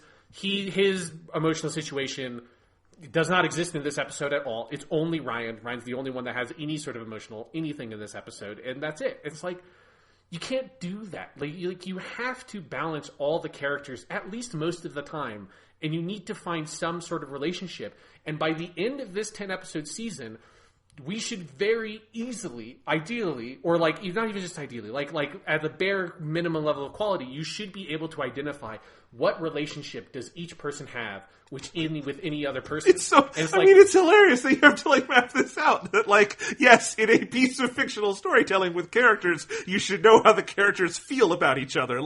I can't believe that's a problem I don't know if I've seen before in I'd have to think what pieces of fictional media I know of that have that problem. Yeah, that aren't just some random student film or something that's you just stumbled upon on YouTube or some bullshit. Yeah, it's and the most galling thing about it is we only have one of those really. I mean, I guess it's the Doctor sort of vaguely cares about all these people, but that's not really a relationship. So you only have the one with Ryan and Graham. And then just but at least with the Doctor, you have the I at least kind of care about these people. Yaz has almost none. Even the most is she and Ryan were friends in school. And other people think they should be fucking, but they don't have the chemistry, and they don't seem like they want to fuck. But other people always assume they're fucking. Because it's the kind of thing where, they have that one heart-to-heart that comes the fuck out of nowhere in this episode between Ryan and Yaz, where Ryan talks about his dad walking out on him and him seeing his mom die, which is one of the notes I wrote, which is, quote, "How did your mom die?" Which is just like why did you ask this question in the middle of this crisis we're having? This is very random, But he could have had that conversation with any other character. Yeah. As long as you established some sort of, something of oh, I had this tragedy, we're stuck together in this tragedy, let me get this out of you. The way that, off the top of my head, Rings of Akaten. You have the scene where Clara and the little girl, and she has this heart-to-heart with the little girl about her family, Clara's family. And it's there you go. It could be any character. You just have to do some basic justification for why, in this stressful situation, they would have, talk about something emotional to them. And you could have any character do that. Yaz being the character didn't matter at all. And it's that shouldn't be the case. Yeah. Particularly not at episode 5. I will say that conversation was more motivated than the other, Ryan is angsty moments, because it did come after him seeing the father thinking about whether or not he wanted the baby. That at the very least is a motivated, this is a guy thinking about abandoning his child. Ryan was abandoned. Okay, it's very basic. It's not the best writing in the world, but it's something. And it's one of those scenes where I could see that plucked out and put into a more competent episode of Doctor Who and being a very powerful moment if the last 4 episodes had made Ryan and Yaz two people who share things with each other or something, But that's not the relationship. Yeah, and it's something where, you're right, that the first part of the conversation is set up about the dad abandoning him. The part that's the most inexplicable is when she just goes, "How did she die?" And it's how did your mom die? And it's fucking what? It feels it felt like someone... Such a brief of confidence or something. What the fuck are you... What are you asking me? What? Yeah. It's like someone, I guess it would be Chris Chibnall, wrote the character Bible this season, and here's all the backstory of these characters, here's all their traits. Now, here, I'm going to give this to my writing assistant. I'm going to have them put it through a shredder, and we're going to draw character traits out of a hat each episode, and we're going to put this character trait into this episode, and we're going to put this piece of backstory into this episode. And it's not going to relate to the episode. It's just that we drew the mom died for episode 5. So in episode 5, he has to talk about how his mom died. Yep. It's very strange. All right, Sean. What the fuck is with all the pop culture references this season? Because... Yeah, it was a thing where, when they did the Banksy joke, it was oh, that's pretty funny. And then they've done that, every single episode. Yes, this is the thing that they've done. In lieu of actually giving the Doctor a character or asking Jodie Whittaker to, project the age of the Doctor the way, Matt Smith did a lot in his, early days in the role, what they do is they have the Doctor name drop constantly. The Doctor always has a name drop in every episode to be I've done this with a historical figure. And it's okay, you really, after 55 years of Doctor Who, you can't come up with anything more creative to, give a sense of the character's time travel than she name drops Amelia Earhart or something like that, whatever. But they also have a lot of pop culture references. So the Doctor here, and this is within, these two things are subsequent cuts. We cut from one of these references to the next. And the first is the Doctor referencing Hamilton and how much she loves Hamilton, and she's seen all 900 casts. And we cut to Graham talking about how he is ready for this pregnancy because he's watched all of Call the Midwife. Now, the Call the Midwife joke was at least kind of funny on an island because I liked how Bradley Walsh delivered the joke and how he kind of made into this thing of this was weirdly good preparation for this. But, going back to back with the Hamilton reference, it's just why? Why do we have all these pop culture references? Why do we have all, the Trump references last week? Why are you dating Doctor Who? Doctor Who generally does not engage that directly with, outside culture, and it probably shouldn't, given what the show's about, This isn't Family Guy. I'm not sure why you're doing this. It's not horrible, but it's bizarre. Yeah, it's, RTD did a little bit of that, particularly in season 1 with the Big Brother stuff, but at least it was I didn't love that it was a part of the plot, but at least it was a part of the plot. Yes. So it was you couldn't deny it because then the episode itself literally couldn't exist. Here it's like, it just feels unnecessary. And it's also something with, like, the name-dropping thing. That's something that, like, each Doctor does a little bit here and there. And here it's, like, so much more than almost any other Doctor. The only other Doctor that did a bunch of it, and this is obviously only in the audio stuff, is the 8th Doctor. But in the 8th Doctor, they make it a specific character trait that he does that really pisses Charlie off because she's like, one, she either doesn't know who he's referencing because she's from the early 20th century, or she's just like, you fucking stop showing off, you asshole. Because, the only reason why the Doctor's constantly name-dropping Earth people is that, like, she knows Earth people at all. It's like, I'm going to talk about how I hung out with Picasso or, fucking Montezuma or whoever, and it's just always kind of needles her a little bit and it annoys her. It's like, it's a little funny character detail about their relationship together. A character relationship, the 8th Doctor and Charlie, that is so a million miles above and beyond the most meager things that we've seen so far in these 5 episodes. It's atrocious. It's almost funny to even connect those because the 8th Doctor and Charlie is like the qualitative polar opposite of where we are right now. Yeah. Yes. So I don't know. That's that. I wrote in my notes, at least the Doctor did not have the monster/antagonist brutally murdered this week, ? Which is true. I thought she might. Yeah, it was very close. Yeah. It was very close, but he really enjoyed having the bomb explode inside of him. That might be my favorite part of the episode, is when the thing blows up inside of him. He, like, floats towards the camera and is, like, very happy. I'm like, oh, that's okay. That was nice. He seems satisfied. Yeah. So, yes, we talked about the theme of fatherhood and how it connects to nothing. The monster design.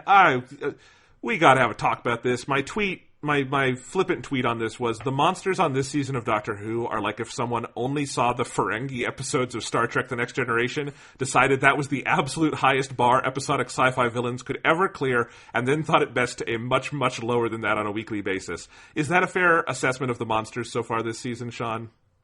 Yes. Yeah. It's not been good. You had Toothface Man, you had evil scarves and, like, incredibly generic robots in episode 2. You had the time traveling racists in episode 3. Racists in space. Yeah, racists in space. Then you had giant spiders in episode 4. So far, the best because they're just giant spiders. And it's like, they're spiders. There you go. That's the thing. It's like you can't fuck with a good thing. It's like, it's not broken. Don't fix it. Giant spiders. I'll get behind that. And then this one, it is just the most just, like, nothing little monster. Like you said, it's Stitch. It's like, it's a really bad monster design. And it's also just, it's such a waste of a fucking plot of Doctor Who. Because I have never seen a Gremlin story done in Doctor Who. Like Horror at 20,000 Feet or whatever. It's one of those. You've seen them in if you ever watched any cartoons have a bunch of these fucking Gremlin stories. Like a bunch of Looney Tunes cartoons have them. About, being, for actual Gremlin, like, folklore or whatever, it's about airplanes, but it being about a spaceship is fine, and some little monster that's just fucking with the ship. That's what the setup was, 12 minutes or whatever it is into the episode. After that dude dies, and you see this little monster, the design wasn't great, but I was like, okay, I can get behind a Gremlin thing, and then they don't do that plot. They just don't. They just decide, we'll just have this monster here. Now we're going to focus on the male pregnancy thing for almost the rest of the episode. And then occasionally cut back to this monster and just have a virtually incomprehensible plot line, like solving this whole monster thing. And just the bomb and all this shit. And it's like, and that's just is done. It's like, how did you you didn't even do it. Like, I don't even know if Chris Chibnall understood that he was referencing, like, a piece of old folklore about gremlins fucking with machines and airplanes and boats and stuff. He just, like, ended up quoting this piece of pop culture entirely without knowing or something, because he just didn't do that story, and it blew my mind that he didn't do it. Yeah. That's all true. I also would note that this episode starts out very dour and serious, and that's part of why I liked the first 10 to 15 minutes, is they were pretty tonally consistent. And then the gremlin gets introduced. It gets very wacky for about 5 minutes, and then it ping-pongs between wackiness and soberness for the rest of the runtime and never picks a tone. So, I don't know. What is this episode? Who knows? But Yeah, I think that probably about does it. I don't have anything else to say about this one. I want to run down a couple of my notes, Jonathan. My notes are not full ideas. They're just like sort of snippets. The first one is the most important one. Jonathan, what is the conundrum in the Sarunga conundrum? How do we fill 50 minutes of screen time this week on Doctor Who? Right, because there's no conundrum. There's no... What... Why is it called this? That sounds like a Star Trek episode title where they would a fun-loving alien would give them a puzzle to solve. Yeah, it's either a fun-loving alien gives them a puzzle to solve, or there's some impossible naval battle space maneuver. It would be like if the Corbomite maneuver never referenced the Corbomite maneuver, right? Exactly. Yeah, it's just what is the I get the ship, the name of the ship, this Runga thing. Okay. What's the conundrum? Is the conundrum how do you get this little monster off the ship? Because that's not a conundrum. That's just not. That's not what... I cannot count that. The conundrum is how do you have 4 main characters on a TV show and have only one relationship? Okay, then... And then I have now just a couple of... Because I already did the How Did Your Mother Die thing from Yaz. We covered that one. How Did Your Mother Die is the sad spin-off of How I Met Your Mother. Yeah. That'd be a good show. It's it's just, it's 10 seasons, but when you get to the end and find out how the mom died, it's really great. So then I want to have a brief aside about, because this has been a running theme that they have done in a couple of episodes, and I think have done poorly generally, mostly in Rosa, we saw this, is the educational kind of thing.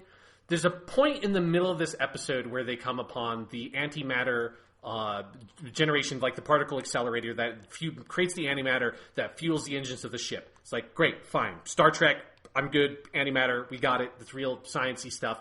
And then we proceed to have a 5-minute sequence of the Doctor explaining what antimatter is, but in the worst fucking way, because she keeps on going on about positrons and it was she says the word positron about 5 times, which a positron is a positively charged electron, basically. So it's the mirror image of an electron. It's the antimatter version of an electron, which is one of the basic particles of life, or of anything, electrons, which is fine. That's real science, I guess.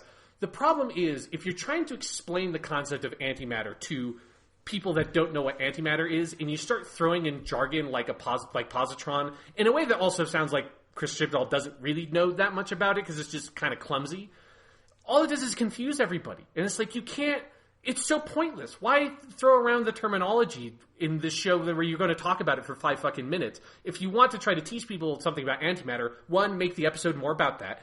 2, deal with it in the broad concept of what antimatter is, not in this weird nitty-gritty way about particle accelerators and bullshit. And it's a great example of an episode that did sciencey stuff and felt like it taught people that didn't know it, taught to them something about it, but did it in a way that didn't interrupt anything, was in the second to last episode of season 10, where the Doctor's explaining the relativity of gravity, yes, and time in relationship to time, and that great sequence where it's actually playing with the time dilation as he's explaining what time dilation is because of the black hole. And it's that's a great little thing. It's the whole episode is about that time dilation. The Doctor explains what that time dilation is from a big picture perspective that a 10-year-old would be able to understand. And there's something about the way she explained the antimatter particle accelerator stuff really annoyed me because it felt like it was trying to posture as being educational without actually taking the time to consider how would you teach this science concept. And it felt clumsy in the way that the Wikipedia summary shit from Rosa felt very clumsy to me. Yes, Yeah. There is clearly one of the notes on Chris Chibnall's vision board for this season is be educational again, but I don't think he has any sense of how Doctor Who has been educational in the past. And also, if you're doing that, you're implicitly aiming it at kids, which is fine. Doctor Who's origins are as a kids show, and frequently it is past that too. But if you're going to have the show be for kids, this is not a kid-friendly season. The tone is so all over the map. The visuals are not pitched in that direction. Other than these pockets of educational moments, it doesn't feel like it's trying that. one of the reasons I like the episode in The Forest of the Night from Series 8 is they did kind of a kid-friendly Doctor Who episode, and it's fun, and you get to have Peter Capaldi, like, interact with all the children, and I feel like they did it from, like, a kid-level view. But they're not attempting anything like that. So it's just bizarre, and I don't know. At least that was I know we disagree on that episode in The Forest of the Night, but we can both agree it's a concerted effort to do it. Like, that's not here. Yes. Yeah, absolutely. Yeah. So yeah, that's that little dumb thing. But then something that is not dumb and is actually by far my biggest problem, and it's something we addressed a little bit earlier, is the sort of visual logic of this episode. Not in a sense of that it's like, doing confusing things like cutting away from Yaz and cutting back to Yaz like in the first episode and that kind of stuff. But there's just little moments where it feels like they don't communicate the plot of the episode in a visual way, particularly for the A-plot and the shit with the monster, in a way that made any sense to me. And I had to go back and rewatch about 5 to 10 minutes of this episode in like select chunks to understand what the fuck happened, partially because of how poorly like constructed in a visual sense a lot of this is. One of the major issues is that outside of the initial establishing shot, there are no shots of the ship itself. Mm-hmm. And so everything else is on the ship. And a whole part of the tension about this episode is, can we get to the platform or wherever we're trying to go? I don't know where we're trying to go because you never fucking cut to it either. So it's like, I don't know where we're going. I don't know how fast we're going. I don't know anything about our spatial relationship in regards to our destination. But we're trying to fly the ship somewhere, and you never see a shot of the ship fucking moving. And it makes it really hard to understand what is the tension in the scene, what is our objective, where are we trying to go. There's a sense of you're trying to get to some sort of like space station or platform or something, but that space station or platform is going to kill us if we don't do something and send a signal. But again, like, you need to show the ship moving. You need to cut to a shot of like people in this, wherever they're going to, being like, we have some strange reading on the radar. Should we blow it up or do whatever? And then being like, well, let's check it out. And like wait for a second or something and build up tension that way. The way that any other movie or TV show or anything has ever tried to do this thing, has done this thing. There's a reason why they do it that way, because it doesn't make any fucking sense, and I just didn't know what was happening because of that. There's another moment then, kind of wrapped up in all that, where the Doctor does the cliche like, you're a genius. Energy, it's trying to eat energy. And it's the most confusing fucking thing. I had to watch it back like 3 times to figure out, when does she have this idea? Because it's when the guy is setting up his sister to have the ship, and he says something offhandedly about like, we'll need this much energy to get this thing to work, blah, blah, blah, blah, blah, blah. And then it cuts to the Doctor on the other side of the room doing her own thing, wiring up the signal or whatever the fuck she's doing, and does that whole thing for like 30 seconds or something. Then she stands up and she walks over, looks at the guy, and then she just goes, you're a genius. Energy. This monster just wants to eat energy. Which is also like the revelation that it wants to eat energy is not something that is surprising. It's not set up in any way. It's just like okay, that makes sense. Everything eats matter to get energy. I guess it just eats energy. Whatever eating energy means, I don't know. The episode's not that scientifically literate, but okay, sure. But that whole gag and the whole setup was so confusing that the first time I watched it, I literally didn't understand what the fuck was happening. So that's a big problem. Another smaller one I have down here is the scene where the monster eats the screwdriver. It's just like really amateurishly done, and they don't have a shot of the monster actually swallowing the screwdriver. But they also don't spend enough time in a reverse shot of Jodie Whittaker pretending to have it be eaten, and so that whole bit just looked bad to me. Can I pause on this for a second? Yes. The screwdriver. This is such a minor issue compared to everything else this season, but we are firmly back in Doctor Who way the hell over relying on the sonic screwdriver territory, which we mostly got away from in the Capaldi years. We are now back to like the worst of like the David Tennant, Matt Smith spinning it around and it being an omnipresent prop. So much so that this episode I was like, oh, they're going to have her, she's not going to have the Sonic this episode. And then like 5 minutes later she's like, oh, clever Sonic, you repowered yourself. And I was just like, yeah, fuck you. You couldn't even pretend to, like, shake this up. It's so stupid. Yeah, it is the most just, like, he realized, oh, shit, I had that whole thing where it swallowed the Sonic and the Sonic didn't work. Well, it just works now. Like, yeah, it wasn't even a like, oh, I have to plug it into the antimatter thing to get it to work again. It's just like, no, it just works. It's whatever. And this is my biggest problem with the whole episode, is everything to do with the fucking bomb. I don't know about you, Jonathan, but the first time I watched the episode, when she starts talking about a bomb, I'm like, what the fuck are you talking about? What bomb? Nobody, like, because she literally... I'll have to watch the whole episode again to be 100% sure, but I'm pretty sure the first time she mentions a bomb is she's walking into the room where Yaz and the android are, and she just mutters to herself, a bomb. And it's just like, what bomb? What are you talking about? Did you understand that? No, I didn't. I was tuning... You're thinking about all of this so much more than I did. I tuned out the last half of this episode mostly. I was just kind of watching the flashing lights and just kind of like, okay. And when they talked technobabble, I tuned it out. So, because it was nonsensical. So, let me explain this to you, Jonathan, because I was so frustrated and annoyed by this that I went back to rewatch these scenes to try to figure out what the fuck was going on. So it seems to me what's happening is the ship is trying to get to some destination, and that destination is going to destroy the ship if it doesn't send like a safety signal or whatever, a fail-safe signal. And they will destroy the ship because they'll be afraid it's like, epidemic or something on there and they need to quarantine it. It's like, fair enough. But when they first explain that, they imply that the station is going to blow up the ship with like missiles or a laser or something like that. That's all established like earlier on in the episode. And then once you get near the end, with no attention paid, no visual emphasis, nothing. And this is where like the visual language of this episode is just completely lacking and feels like they didn't have the coverage or something, although half the coverage that they would have need feels like they are effects shots, so maybe they just ran out of budget. Yeah. I do not fucking know.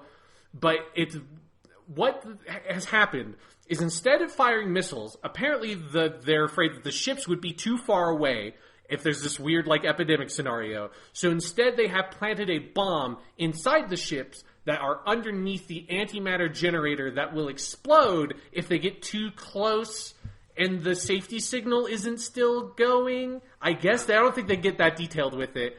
And so the Doctor just realizes this apropos of literally fucking nothing. And this is like the moment where it's like why I didn't understand what was even happening is she just walks into the room where Yaz and the android are with the particle accelerator and just says, there's a bomb in here. And they're like, a bomb? And it's like, it's underneath this thing. It is here as a failsafe so that they can blow up the ship. And it's like, and again, you don't see the moment where she realizes anything about the bomb. You only see the moment where she realizes the thing can eat energy. And so you missed the whole like actual important part of that revelation. Because it's like, we know the thing eats all this shit. We kind of know it already sucks out energy. The important part of this revelation is that they're not going to shoot missiles. There's already a bomb on the ship that is ticking down. It's like, how do you mess up the reveal of a ticking bomb? It's literally like the oldest trick in fucking cinema. Yes. So it's like, it's so ridiculous. And it's also just completely unnecessary because you have antimatter generation on the ship anyways, like antimatter, obliteration with normal matter being obviously catastrophic and generating tremendous quantities of energy, which is exactly literally the point of having an antimatter engine on your ship is because it makes a lot of energy so your ship can go real fast. So if the monster eats energy, why isn't it just eating the fucking engine where it's making the antimatter, which you could also rig up to be the lure so it'll eat the antimatter in the thing. It's like, why does the bomb even exist at all, especially if you're not going to explain in a sufficient capacity why it is even on the ship? It's like so basically incompetent plotting and just like visual storytelling. It's just on a different level than a lot of the other stuff I've seen in this season of Doctor Who and in any season of Doctor Who. And it's just like, How did this get out the door that way? How did nobody watch this and be like, Chris, what the fuck are you talking about with this bomb? It's the most pulled out of your ass plot point. Like, it's like almost beyond like the reset button in Journey to the Center of the TARDIS. At least the reset button in Journey to the Center of the TARDIS came through in the fucking time thing at the beginning of the episode. It's a dumb plot point. But it's set up in the first shot of the fucking episode. In this, the bomb exists for no reason, is not set up, and is just an entire Deus Ex Machina plot device that didn't even need to exist. It's like, what are you even doing? It pisses me off. All right. For all these reasons and more, Sean, I want to ask you a question. We are now halfway through the season. We are potentially 1/6 of the way through the 13th Doctor's run, as I've said before.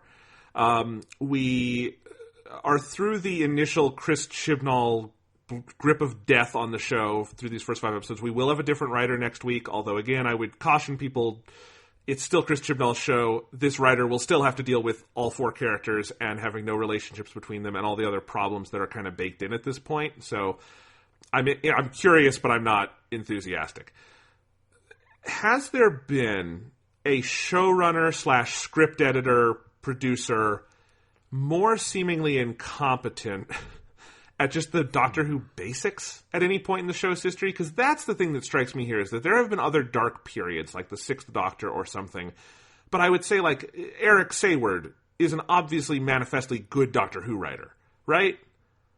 Like, yes, John Nathan Turner been... had problems, but also, I think, understood the show. Like, this is different. Yeah, like, I certainly don't think that there has been a script editor that has been this bad. And again, if you want details on like how that stuff worked for old Doctor Who, because there's no showrunner thing, we did a whole podcast dealing with that with classic Doctor Who.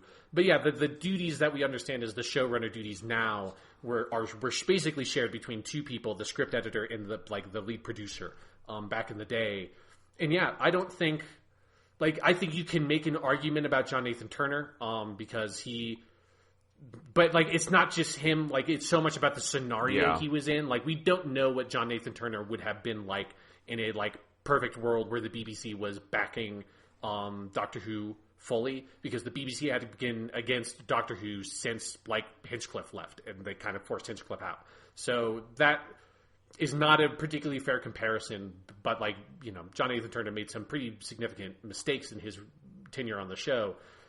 But he had way more shit to have to deal with. And I think that a lot of some of the changes he made were interesting, even if they weren't as successful. And he certainly balanced the fucking multiple companion things better than this. Like, and that's saying something. Because, you know, Nyssa, Tegan, and Adric is not a great fucking set of characters to deal with. But I would take all 3 of those any day over what we have here, because at least, you know, I don't like Tegan or Adric, and I think they're bad characters, but I can kind of more say they're characters. And, like, you know, again, Tegan is this, like, wet towel that, like, hates being on these adventures and just wants to go home and wants to go back to Heathrow Airport. Adric is this bratty, annoying little math genius. And then Nyssa is this very, like, sort of, like, calm and centered princess that is kind of out to see the universe with the Doctor, who has this trauma about all the shit that happened on her own world with the Master killing her dad. Killing her dad, I mean taking over her dad's body and possessing. That is traumatic. That'd be really hard. Yeah, that'd be really hard to deal with. So it's like those are all actual legitimate characters that have character traits that, again, the balance is off in basically every single 5th Doctor story between those 3 characters. Like Tegan is very annoying, Adric is very annoying. I don't think the performances are as good, other than maybe Sarah Sutton as Nyssa. I think is pretty good. But they're not as good as the acting, average level of acting, and these have been for, like, it's just like a very abstracted sense. But yeah, like, I think that they handled that element better then, and that's not good. No, that's really not good. I good. guess why I'm asking this is on one level we can say it's only 5 episodes, give it time. But on the other hand, I say that's half a season. And it's potentially a 6th of this Doctor's run if she does what every other Doctor in the modern run has done and does 3 seasons, you know, like, and it's also 5 in a row by the showrunner, 4.5, you know, however you want to count Rosa, which is half Chris Chibnall. So it's like, this is a very concentrated block of what his vision for the show is. There seems to be no vision. It's the most sustained incompetence I think I've ever seen on just what the basics of Doctor Who is. And that's what worries me, because I think you can say it's only 5 episodes, but I would say I think we're in uncharted territory. I don't think we've ever had a scenario where, like, we're going into 4 episodes by other people, but we've never been in a period on Doctor Who where other people have written and the script editor didn't know how to write the show. That's my point. Yeah. Like, there are good RTD episodes and bad RTD episodes, but RTD knew how to write the show, and he could shepherd another person writing for the show. Like you sense that like this guy has a sensor for what's going to come into the show. Same with Moffat. Same in the past with, whoever you want to name, Robert Holmes, Eric Sayward, Douglas Adams in his one season, whatever. Like, and they all have different ups and downs, except Robert Holmes, who's all ups. Yes. And all ups all the time. But it's like, this is just eek. It is to me, kind of uncharted territory. Like, this is so much more. I was expecting we would get a little drop off as the show went through some creative growing pains. This was not in like the tail of the possibilities I was thinking of going into this season. I speaking for me, I don't know about you, Sean. Yeah, like I think there's a part of me that like, Power of Three is not a great episode. Like I'm way more down on the dinosaurs on a spaceship than you are, because you, as I recall, generally really like that episode. There has not been an episode this season as good as Dinosaurs on a Spaceship. Oh, yeah, that's definitely fucking true. Because again, you had at least Amy and Rory's dad, and so it's like you cared about Rory, and so you cared about Rory's dad, and you cared about Amy. Rory's dad was created by Chris Chibnall. That's the episode he's introduced in. He only appeared in the 2 episodes written by Chris Chibnall that season, that and Power of Three. That is a better character than he has created in his tenure as showrunner. And part of that feels like he had this platform to build off of. And so it's like, it's much easier to make a really great supporting character to a really great cast that had been around for 2 full seasons at that point, going into their 3rd season. Like, he had such a incredible foundation that Moffat had made between the Doctor, Amy, and Rory. And he did a good job with those character bits in those episodes. Like, the Power of Three, most of the Power of Three is very enjoyable, and I love Matt Smith in that episode. And he has all that fun stuff that he gets to do on Earth, and like playing the Wii and painting a fence, and like playing around with the soccer ball and all that. Like, I love the Doctor just having to live in casual Earth in that story, but it's all the stuff around it that doesn't work, and it's like when the plot has to happen, it falls apart. And it's kind of what this has felt like, and because he's the only person that can make the plot happen, he doesn't have the space to do any of the stuff that was fun in the episodes that he was better at, and that were more fun. And so for this, like, this is like the darkest possibility of like all the worst parts of the Chris Chibnall pinned episodes from the previous seasons feel like that's what we are seeing in all these episodes, because it just feels like he's, as you said, he's not a like basically functional Doctor Who writer. Like, not even Mark Gatiss level. Like, Mark Gatiss, for all his issues, miss Mark Gatiss right now. He could make a like basically competent episode of Doctor Who, and that was like the worst thing you could say about it, is like, that's an episode of Doctor Who you made. Empress of Mars is better than any of these 5 episodes. Yeah, like, I would fucking take 100, okay, maybe 100's a lot, but I would take 10 more Sleep No Mores than this, I certainly would I'd take 100 of those Robin Hood episodes. That one was really good. Then it's a dark scenario that we're in right now with Chris Chibnall. That is not what I was anticipating. I was anticipating, I think, like I've said, every one of these, a more significant change in the status quo of the show. And instead of what we have gotten is that, like, we have changed the style, but we have not changed the substance, which is particularly troubling when you have changed such a fundamental element of what the structure of the show was, as having 4 full main characters. It's like, you can't do the RTD Stephen Moffat model. You have to do, like, a bunch of 2-parters, or you have to have a, like, much more serialized season of Doctor Who, which is not something I want Doctor Who to be all the time, but it could work. It would play more to Chibnall's strengths from Broadchurch. Yeah. Does it also feel weird that, like, halfway through, there's not even, other than a little bit in the Ghost Monument, there's not even really a hint of an arc here? Yeah, I think the biggest issue is that there's a hint of it in the 2nd episode, and so it's like, that's what the last episode is going to be. I can basically guarantee the Stins are going to come back, or they would have never referenced it in episode 2. But by the time we get to episode 10, since there are no 2-parters, it's going to be episode 10. If there are no more references to that shit between now and then, that's crazy, because I will only remember that shit because I'm a Doctor Who idiot and we do this podcast. The vast majority of the people watching the show will have completely forgotten everything about Toothpaste Man if you don't keep on shoving it in their faces. It's why RTD and Moffat had to do like a dumb little scene every episode, is because most people watching week to week will have completely forgotten next week that you did that. And I don't even just mean plot arcing, like character arcing. Like, I don't feel any growth in these fights. Like, it's just, these are just kind of 5 episodes of Doctor Who. Even classic Who, which generally elided serialization outside of serials, I know it's a weird way to say it, like, you know, I don't know, by the end of the 4th Doctor's first season, and again, it's an all-time great season, but it's a good one to go to, the Doctor, Sarah, and third guy, what was his name? Ian? Is it Ian? Is that Ian? No. No, but not Chesterton. Fucking, what's it's the... Ian Marter is the actor, so I don't... Yes. The guy played by Ian Marter. I like that character, but like by the end of that, I got a real sense of who these 3 characters were and what relationships they'd grown, and I feel like a journey was gone on. You don't get that in these 5 episodes. There's no... Harry. It's Harry.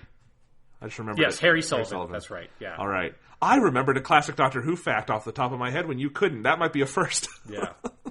That's, you hit me with a hard one. I haven't watched any Harry episodes in a while, and you have. Yes, no, it's okay. It's more fresh for me. I have the Blu-rays sitting on my desk right now. But anyway, yeah. So we can wrap it up here. I think we're in a dark timeline with Doctor Who right now. I'm curious where it goes, but that's where we've been for a while. Next week on the show, we will continue talking about stuff. I'm not sure what stuff. That's the last episode before Thanksgiving, and then I will be back in Colorado, so the next episode after that will probably be one we just do in person. Oh, that's exciting. Yeah, maybe we'll do a Dragon Quest talk for that. That might be a fun Thanksgiving topic. Yes, yeah, we need to do that while I still remember Dragon Quest, because my brain is being taken over by Red Dead Redemption 2. I will never forget it. It's in my heart. It's right here. I carry it with me every day. All right, so let's wrap it up for today. Sean, any closing thoughts? Fucking Doctor Who, man. It's do or die from this point on. We're getting some not Chris Chibnall episodes. If those are bad, uh-oh.